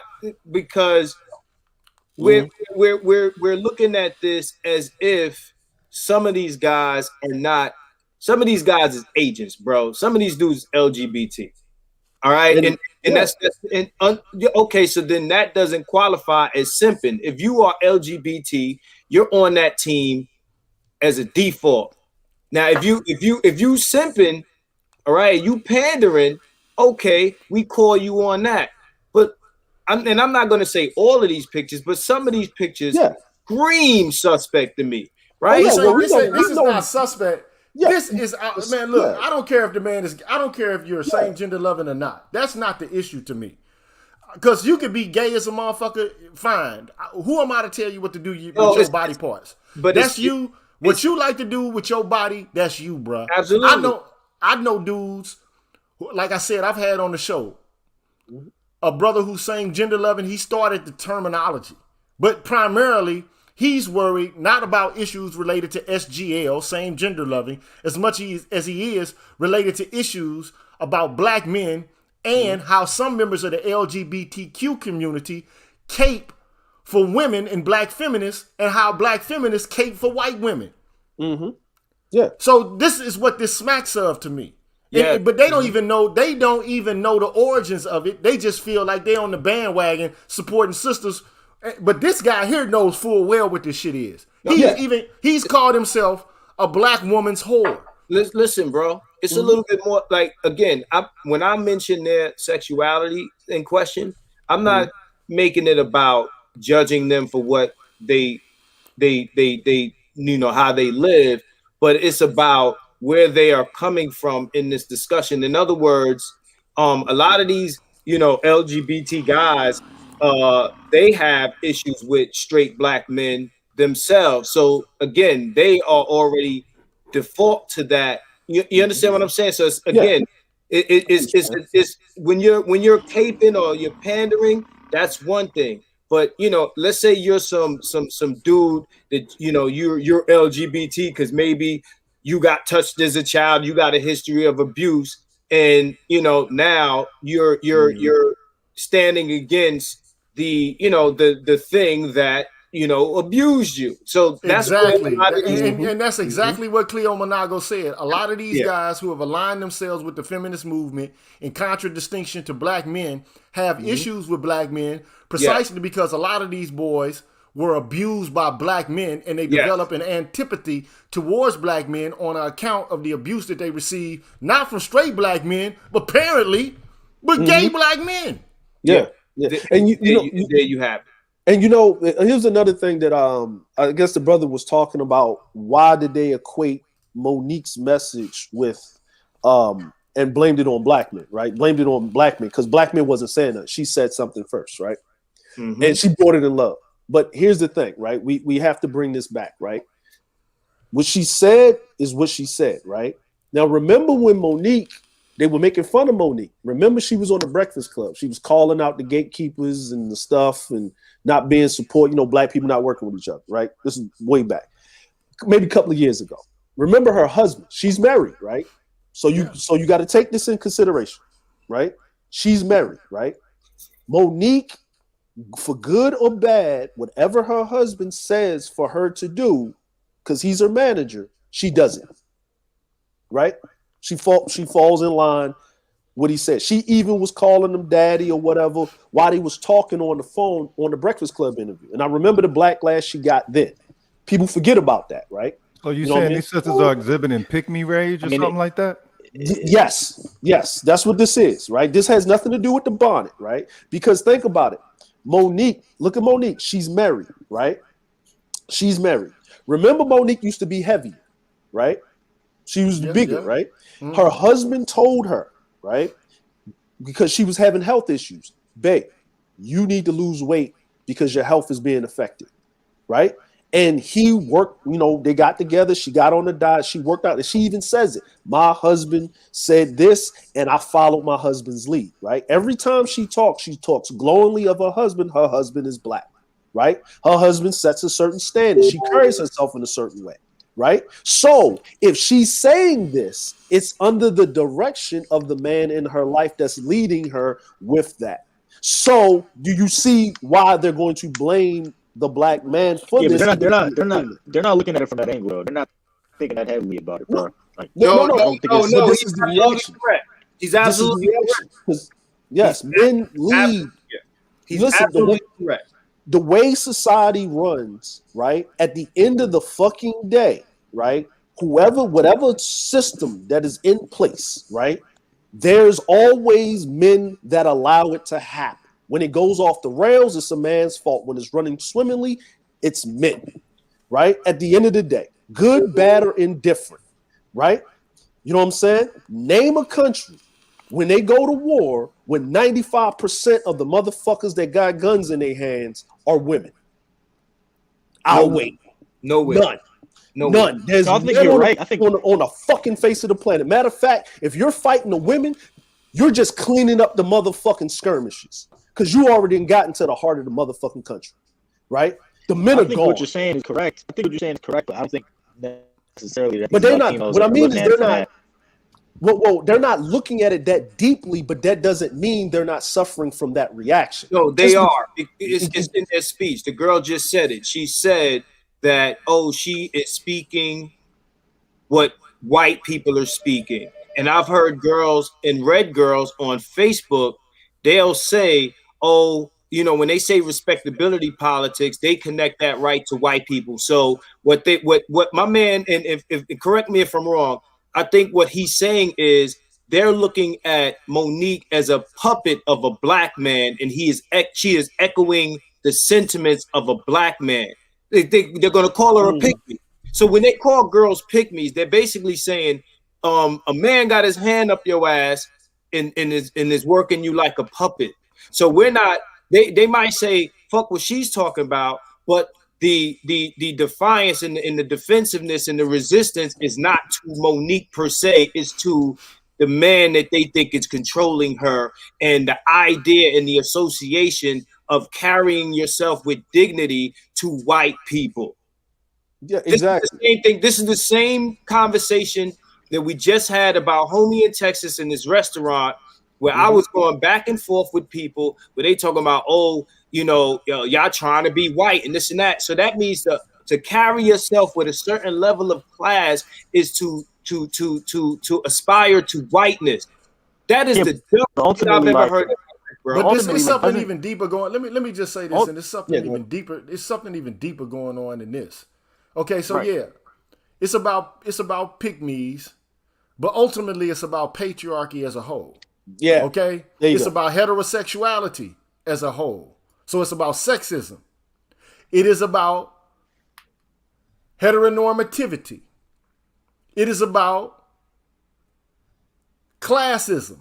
And then also they want to throw in the component of racism. That's why I'm saying, man, go study this shit, because all this shit is the Combahee River collective politics, which then has transmutated into intersectional politics, which is you can't tell black women nothing. It don't matter who the fuck it come from. Even one of them. Look, if Bell Hooks today said some shit that black women didn't want to hear, then guess what they start saying? You are fucking being misogynist. So the point is, everything in today's contemporary culture can be reduced to misogyny or misogyny if it's critical of black women. And we've gotten to the point where it's gone to the point where there's no more constructive dialogue. All there is charges of attacks. See, understand. But here's the difference though. You got some black men who bought into intersectional politics to such an extent, and one vital constituent part of this politics is this. And I've said this, I'll say it again. Black women have identified themselves in such a way that they are messiahs. Unless they're free, no one else will or can be free by default. This is what they've said. The cat is out of the bag.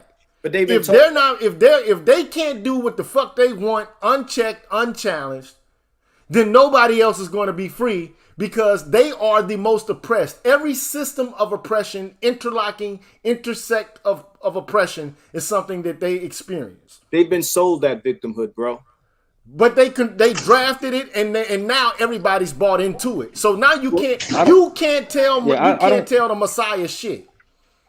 So, but how can you tell the Messiah that's something? Not something, but that's not something that originated with them, and that's the point I was trying to make earlier. That's not an organic thought that they've had on their own. This is coming from the white feminists, or whoever you want to call it. This is like, and that's what I'm saying. Like, I get it, the whole conspiracy behind it, but it's not coming from black women. They don't have the intelligence to come up with this kind of self-aggrandizing logic in the first place. Why not? What? I wouldn't say the intelligence. This is what I would say, right? This is, what I mean? I think I understand what you're saying. Let's put it like this right here, right? Let's put it like this, right? You can't have people do something unless they're incentivized, right? You have to incentivize behavior, right? Right? You have to incentivize, right? So we all know the policies that came in play, right? Right? Yeah. So for these things to happen, right, you have to incentivize these things, right? If you look at it, right, who started the women's suffrages movement and all of that, right? It's actually Frederick Douglass. It's actually a man. It's actually a black man, right? The very trope of the feminism that they run around with on the second wave was actually pushed by a white man. Right? Once again, their whole movement has been basically started when it was needed to a certain degree, when it was functional, and when it got dysfunctional, it always have been, if you go deep enough, it's always men, right? And there's a particular reason for that, right? We know it, right? Now, who sets the standard in society? Men, at the end of the day, right? Now, if we look at any group, right? Let's just take the Nation of Islam for this, right? Let's just take the nation. Let's just take Islam, period, right? The women hold the other women accountable, right? But who sets the standard? The men. Case in point, right? And if it's and supposed guess to be what? God setting the standard, but they ain't gonna let God set a standard. You know what I'm saying? But here's the thing: God, right? God is not tangible. Yeah, right? men speak for God on earth. Men speaks for God on earth, right? Spare the rod, spoil the child, right? That's how they run it, right? So when I always come from it from a position of this, right? And this is because, you know, I look at things a little differently. I understand because of where I'm at and what I've seen, right? So I lean it to you guys because you're there in the muck and the mire. I'm not there in the muck and the mire, right? You know what I'm saying? I'm in a whole nother country where there is a patriarchy. You know what I'm saying? And these Asian motherfuckers run they shit. They don't play. They are very motherfucking vicious when it comes to keeping their women in check. They don't play. But that's You know not permitted of our social circumstances over here in this society. Exactly. So if things are getting out of whack, right? Then if I'm looking at the fix here and I understand because I came from that, right? And I see what it is, and I had to learn, right? Right? I had to learn. And here's a thing, right? Here's the thing. If the patriarchy was to come full-fledged back into force, a lot of men would get grinded into the dust. A lot of dudes that are walking around, the ones that are promoting or backing these women, right? They're only alive because the women allowed them to. Because think about it. If men were really in charge, they would have been grinded in the dust a long time ago. Do you understand what I'm saying? Because men are actually a lot harder. They would have fell in line. They would have have fell in line, or exactly. Or they would have get grinded in the dust, right? Right. You know what I'm saying? So basically, the reason why the men are promoting or pushing the narrative or behind them like that is because it's in their best interest for their survival. You see what I'm saying? So how do we get things back on track within our community, right? We have to uphold the standard, and then we have to wholeheartedly support those that uphold a certain standard that we align and agree with, right? So, for example, when the brother that had his restaurant, he owned the building, right? Let's call it what it is. Not the restaurant. He owned the building. Right? Like, you know what I'm saying? He wasn't paying rent.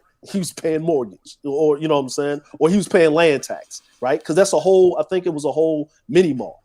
Now, the brothers, when they tried to cancel this brother by holding these women accountable, right? Now, the brothers came out and they supported him financially so they couldn't cancel culture this man by holding these people accountable in his establishment. These are facts, right? So let's highlight that. There was a recourse for that, and that brother still has his business, and he's flourishing even more. So. He's thriving after that, right? He's thriving out here, right? So that one example shows that we can reset things, or you guys or the collective can reset things if men uphold the standard, right? Let me interject. Hold on, wait. Let me interject right quick. Yeah, go ahead. Because here's the deal, man. And I did a video about this a long time ago, bro. I even did a diagram chart in the video and shit. to explain how this shit works, man. Look, racism is a team sport, bro. Period. Right. Okay? White men run this motherfucker. We know this. White women know white men run this motherfucker. Whether a bulk of them do or not, it could be only a few men that's running this motherfucker. They run it. They look at the Congress, the House of Representatives, look at the Senate, okay? Look at the presidency over the course of the history of this country, and for the most part, what you'll find there is white men. Look at the major corporations in this country, the major bureaucracies, look at the military. Who runs this shit? It's white men. Period, okay? Now, This is how this shit works. Black men, after the Civil War, had Reconstruction. Okay? And guess what happened immediately after black men had begun to demonstrate that they were entitled to enfranchisement in every sense and aspect of the United States culture? Guess what happened? Somebody moved in front of the line. It was white women. Okay? Now, on the plantation, we already know how the family structure was set. It was centered around the woman because the man had no power whatsoever. Okay? And as a way to either frustrate or as a way, to make money or to keep political control on the plantation, they prevented the black man from having a patriarchal role over his family. You can't have a patriarchy as a slave. You just don't have it. This is what the subject matter, the man not is, of Tommy Curry's book. You're not a man. And they came up with theories about why men are not in control of the black community. Why? Because white men didn't allow it, nor did white women allow it. They still are not allowing the shit. And it just so happens, black women are riding the coattails of white feminism, man. It benefits them. They have a narrative, they have a discourse, they have a framing, which enables them in order to enjoy the benefits that white women have received. So they're really using the same talking points of white feminism. They're just adding racism to it. This is the problem. This is the issue, because the white man runs there ain't shit that white women have that white men aren't permitting them to have. At the end of the day, they're the ones that's controlling the judiciary, the fucking legislative branches, and the executive branches of government, the corporations, and I mean, they fucking run all of the educational institutions, everything, man. Now, if they're allowing women to do these things at this moment, is serving a social function. Right now, the function primarily is an economic function. This is the corporations. Go look at the research on the CIA related to this issue, man. Women were able to enter into the workforce. And so now they can basically truncate the amount of wages that people receive because you got more people in the labor or the workforce. So labor, as it becomes more plentiful, it becomes less valuable. The supply and demand. So the supply of labor goes up, right? And women are the most conspicuous consumers, man. This shit is about bread. It's about money. Mm-hmm. At the end of the fucking day. And black women want a piece of that fucking money as much as they can get. They're not gonna get the big money. They're not gonna get the big bread. But black women have become accustomed to plantation politics, bruh. Mm-hmm. This is what this shit is. Yeah. Now, I'll say this about head wraps, and then I'm gonna let everybody say what they got to say, and I'm gonna close this shit out because I've been doing it for like 2 hours and 30 minutes, 2 hours. Okay? Black women used to be forced to wear head wraps. Did you know that shit? Like they used to, like literally, black women were forced to wear head wraps for the very same reason just DeAndre spoke, because it would make them be less appealing in the minds of the white women and some white men. And white women didn't want black women to be perceived as more attractive than them. But it didn't matter anyway. They was going to get concubined out anyway. Because they were basically slave producers. Slave incubators. Okay? That's what they were brought here for. All right? So you got these black women, man, who have a position they don't want to let go of, man. They want to run it. A commenter on one of my videos said it more perfectly than I've ever heard it articulated before. At the current moment, man, we got a condition in which it's unnatural, but it is what it is, and black women would rather be a fucking queen of hell than they would rather be servants in heaven. This is just the facts. And black men aren't even trying to control black women. We are among the most progressive. You talk about Frederick Douglass. Frederick Douglass was for white women's suffrage. Mm-hmm. We're talking about Elizabeth Cady Stanton and Susan B. Anthony. He was for that. And guess what happened as soon as black men were about to receive the franchise? They work diligently to prevent it, to block it from occurring. And then they use racist arguments about how much of black men were rapists, sexist abusers, and that became the focal point for the Klan and for Jim Crow in and of itself. That these were uncivilized savages and that they couldn't actually exercise the franchise in a rational and in a decent, civilized way. And this is where we find ourselves, bruh. It serves their purpose. It keeps black men down because that's the initial plan to begin with. Most racism, just go look at it. It is an outgroup male phenomenon. The most vitriol is always going to be applied to the outgroup males. And this is what we're experiencing. And unfortunately, we exist in a political environment where it's okay for black women to align themselves with that kind of ideology, even if they don't know it, but they should know it because they should have enough savvy. They're the most educated, right? They should see what the fuck is going on politically. They knew the shit back when Emmett Till was getting killed. They understood it. My mother and my grandmother understood it, and they sat me down with my cousin who was a girl and told me, this dude is going to have a hard-ass time out here. You're going to be okay. You're a woman. They're not going to fuck with you like they're going to fuck with him. Well, but contemporarily, what we exist in is a political environment where they've been sold the ideology. It's in the university, it's on television, that they're the most oppressed group. And unless they're free, ain't nobody else gonna be free.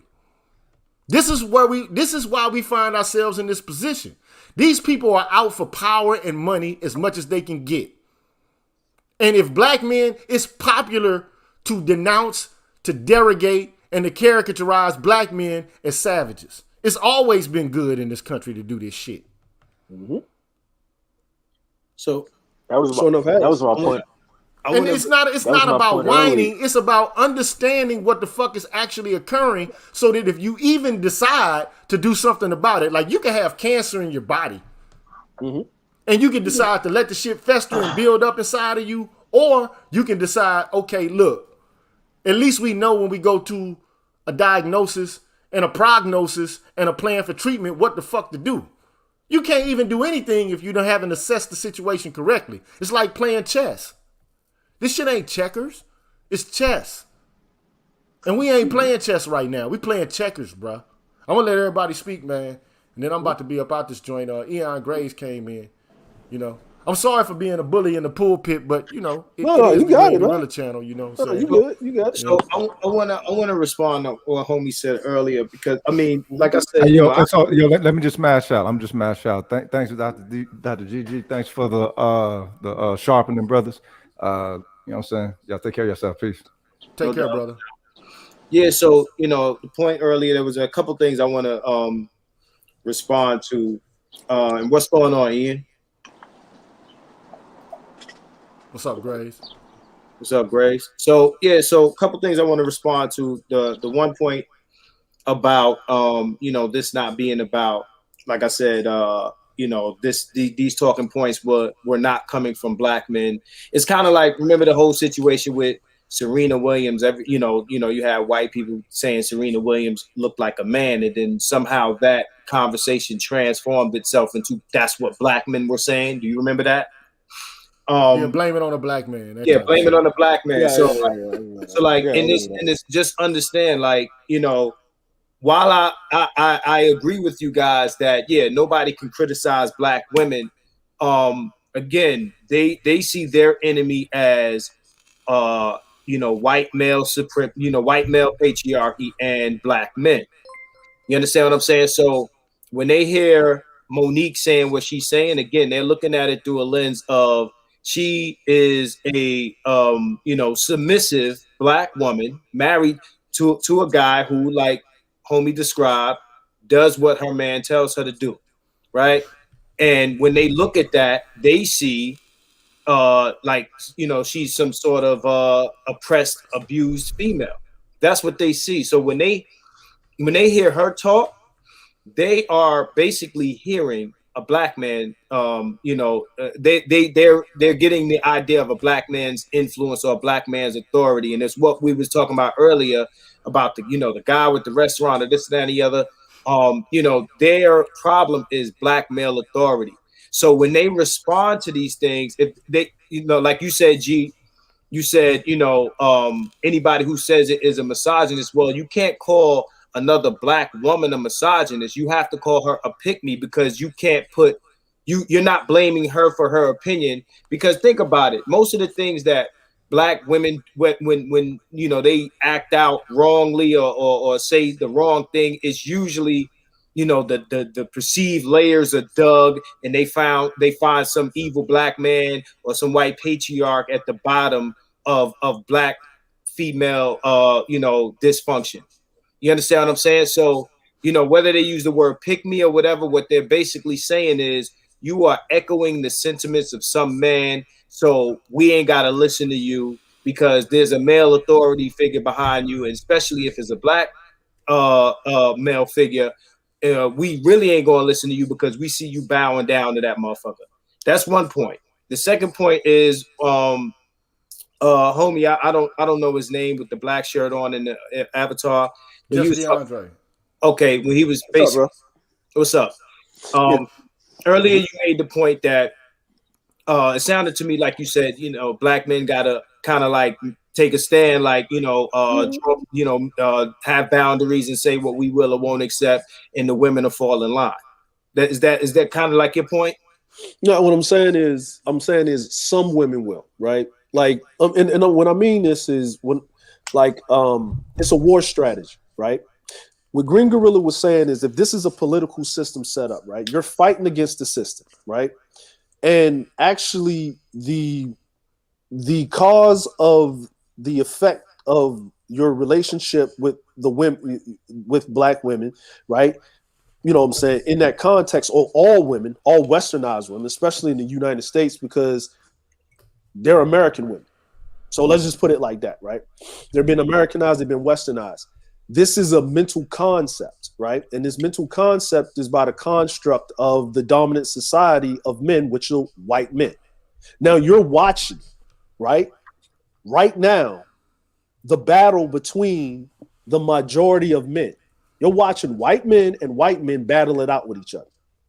These mass shootings and white supremacy where they're actually going, they've been fucking with us forever, but they're turning on each other, right? I don't want to get too far away from the point that I'm making. Yeah, no. But what I'm basically trying to say is this, right? Is that you have to settle for this, for you to make a change, for you to get back to helm or get something that your forefathers couldn't even get, right?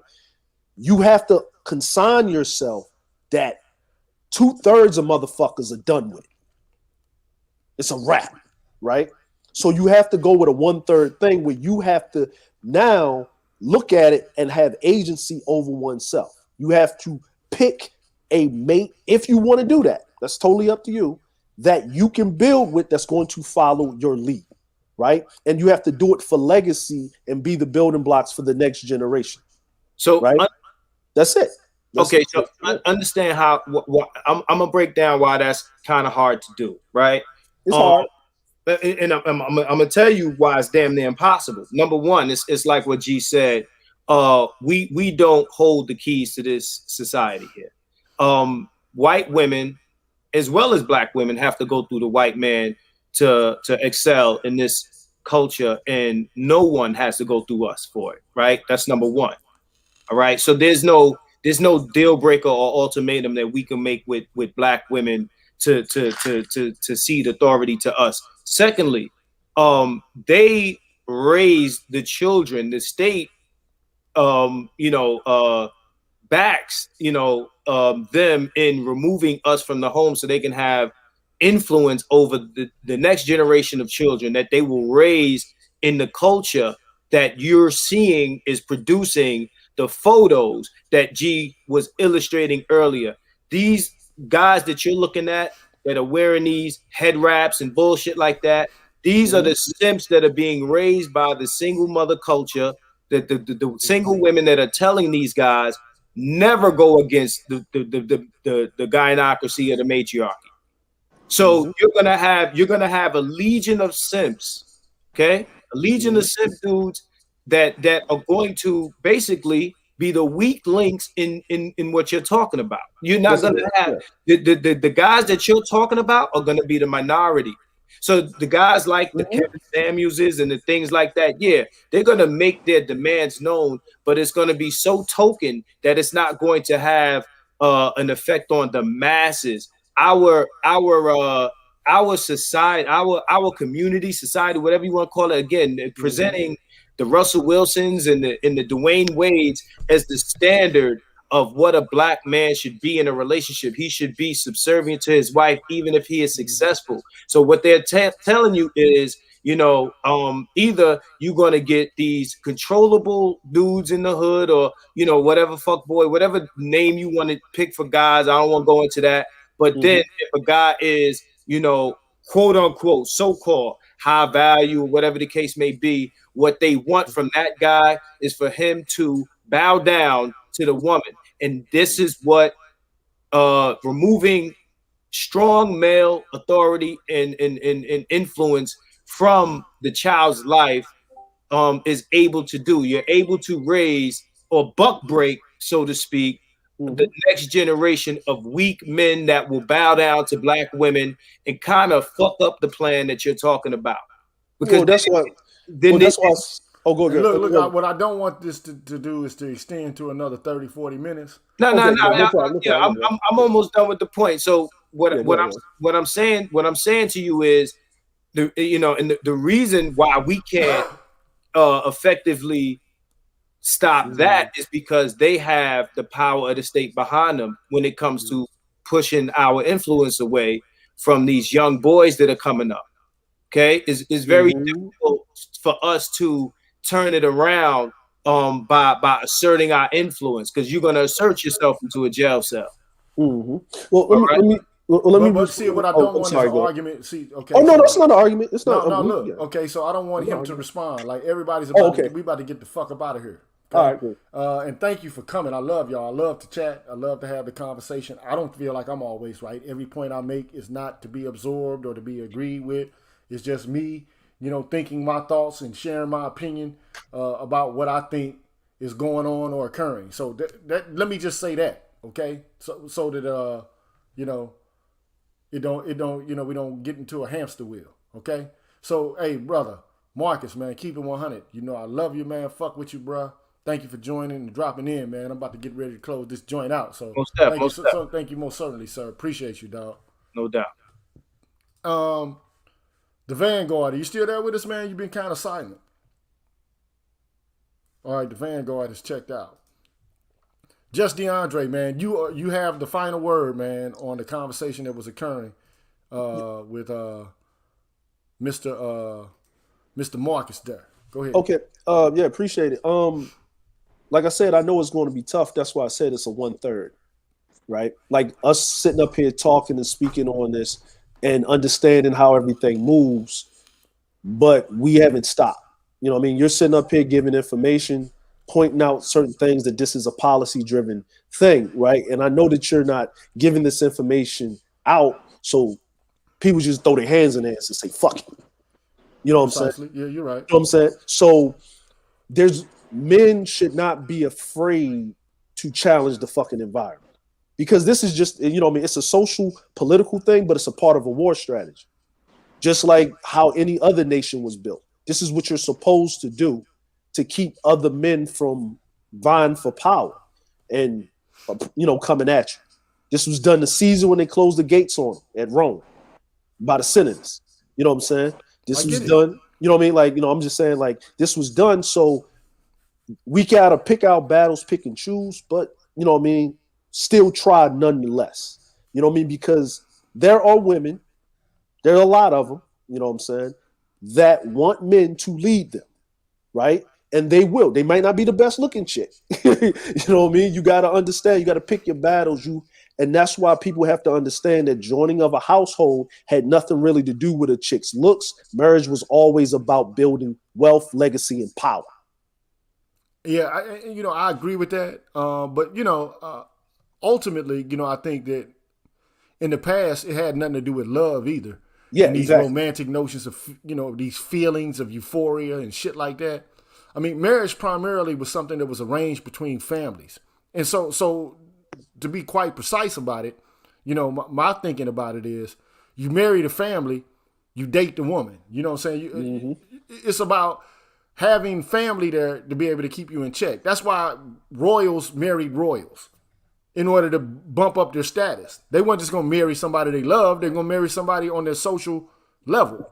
Unite kingdoms and shit like that. That's how it was.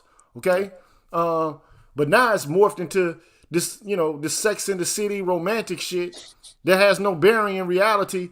And ultimately what ends up happening when black women have free and independent control of children and no man is present, guess who ends up educating the children socially and spiritually?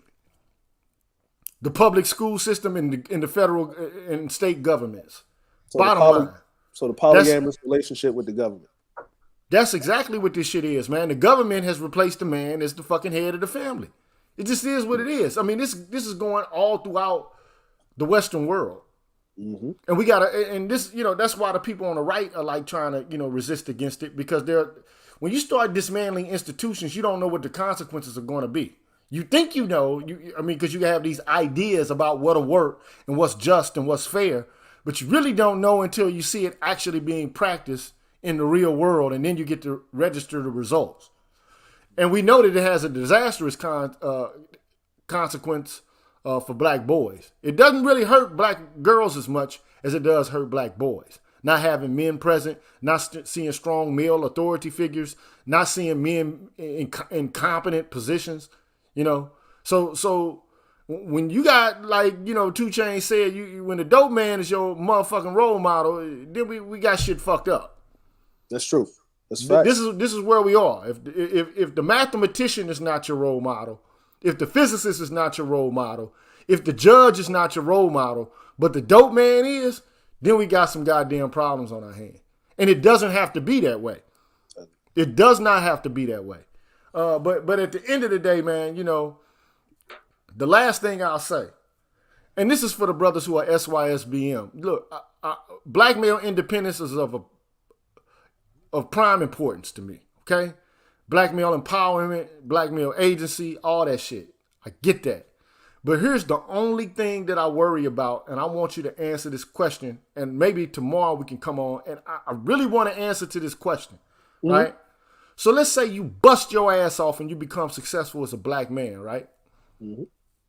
And you go monk and you don't fuck with these crazy ass women and shit, in this culture and in this society, because you feel like they're going to force you to be submissive yourself. You're going to be like what, BGS and Tia Johnson call concusseurs or beta male orbiters. And it can happen to any black man. Even the most ballingest black men go through divorces and shit and have to pay alimony and then get alienated from the children. It happens to the most powerful men or the most wealthy men. It happens. Right. So what happens though if you decide to forego that kind of relationship and to not have children because you see the kind of fuckery that can occur to you in your life? Then let's say you work your ass off and you produce and you acquire wealth and power and status. What the fuck do you leave? Where do you leave it? Exactly. How do you sustain it? Now, what you could do, which I don't think black men in this space will ever do, but what you could do is create a priesthood. That's what the fucking Asians did, who were monks. Yeah. And martial artists. They created dojos, man. Yeah. Temples. What they did was they removed themselves from society completely, and you know what I'm saying, and people that would come to them would seek it out. But part of the SYSBM thing, from what I've heard, everybody does it their own way or whatever, but from the majority of it, right? So I don't know if I'm qualified to speak on it, but I live in another country. I've been married for a while. My wife ain't black at all because I live in Asia, because it's only 0.5% black people here. I mean, Black I Americans, get it. right? So by proximity or whatever, and I've been not living in the country damn near almost 20 years. So what I would say is this, right? It means absolutely nothing because here's the thing, right? If you got to deal with a different culture of woman. They have their own strict guidelines and the way that those women operate. And those women only operate because of how the men deal with them in that situation. So you have to actually look at how the men treat their women, and you have to basically copy their mold because that's how they were built. But you gotta have the respect of the men in that culture for you to have access to the top tier women, or you're going to get a dirty foot, no stove included. So that's with all that, I gotta bro, say. hey, look, I'm I out. get it. I get it, I'm man. out. Hey. I'm out. Wow. Have a good one, bro. Hey, man, have a good one, brother. Have a good one, man. Have a good I one. sure does. Appreciate you, bro. Thank you for coming through. Well, this is going to wrap up today's installment of the Green Gorilla channel. Hey, man, thank you so much for coming by and having this discussion with me. Thank you for all of the people who've contributed to the channel and who've hit me up in the super chat this evening. And, this is just a question. I'm inquisitive. And so, I do want to have this conversation with the SYSBM brothers just to ask that question. Because, the one alternative is you find women from different cultures so that you don't, get placed in this precarious position that men often find themselves in American culture. Or you just go full monk. But then if you ball and you full monk, then what do you have to leave everything you work for to? It's just a question, man. I'm just inquiring because I want to know what you think about this. So at the end of the day, man, peace and love, man, and be good, man. I will holler at y'all on the next run, man. Peace.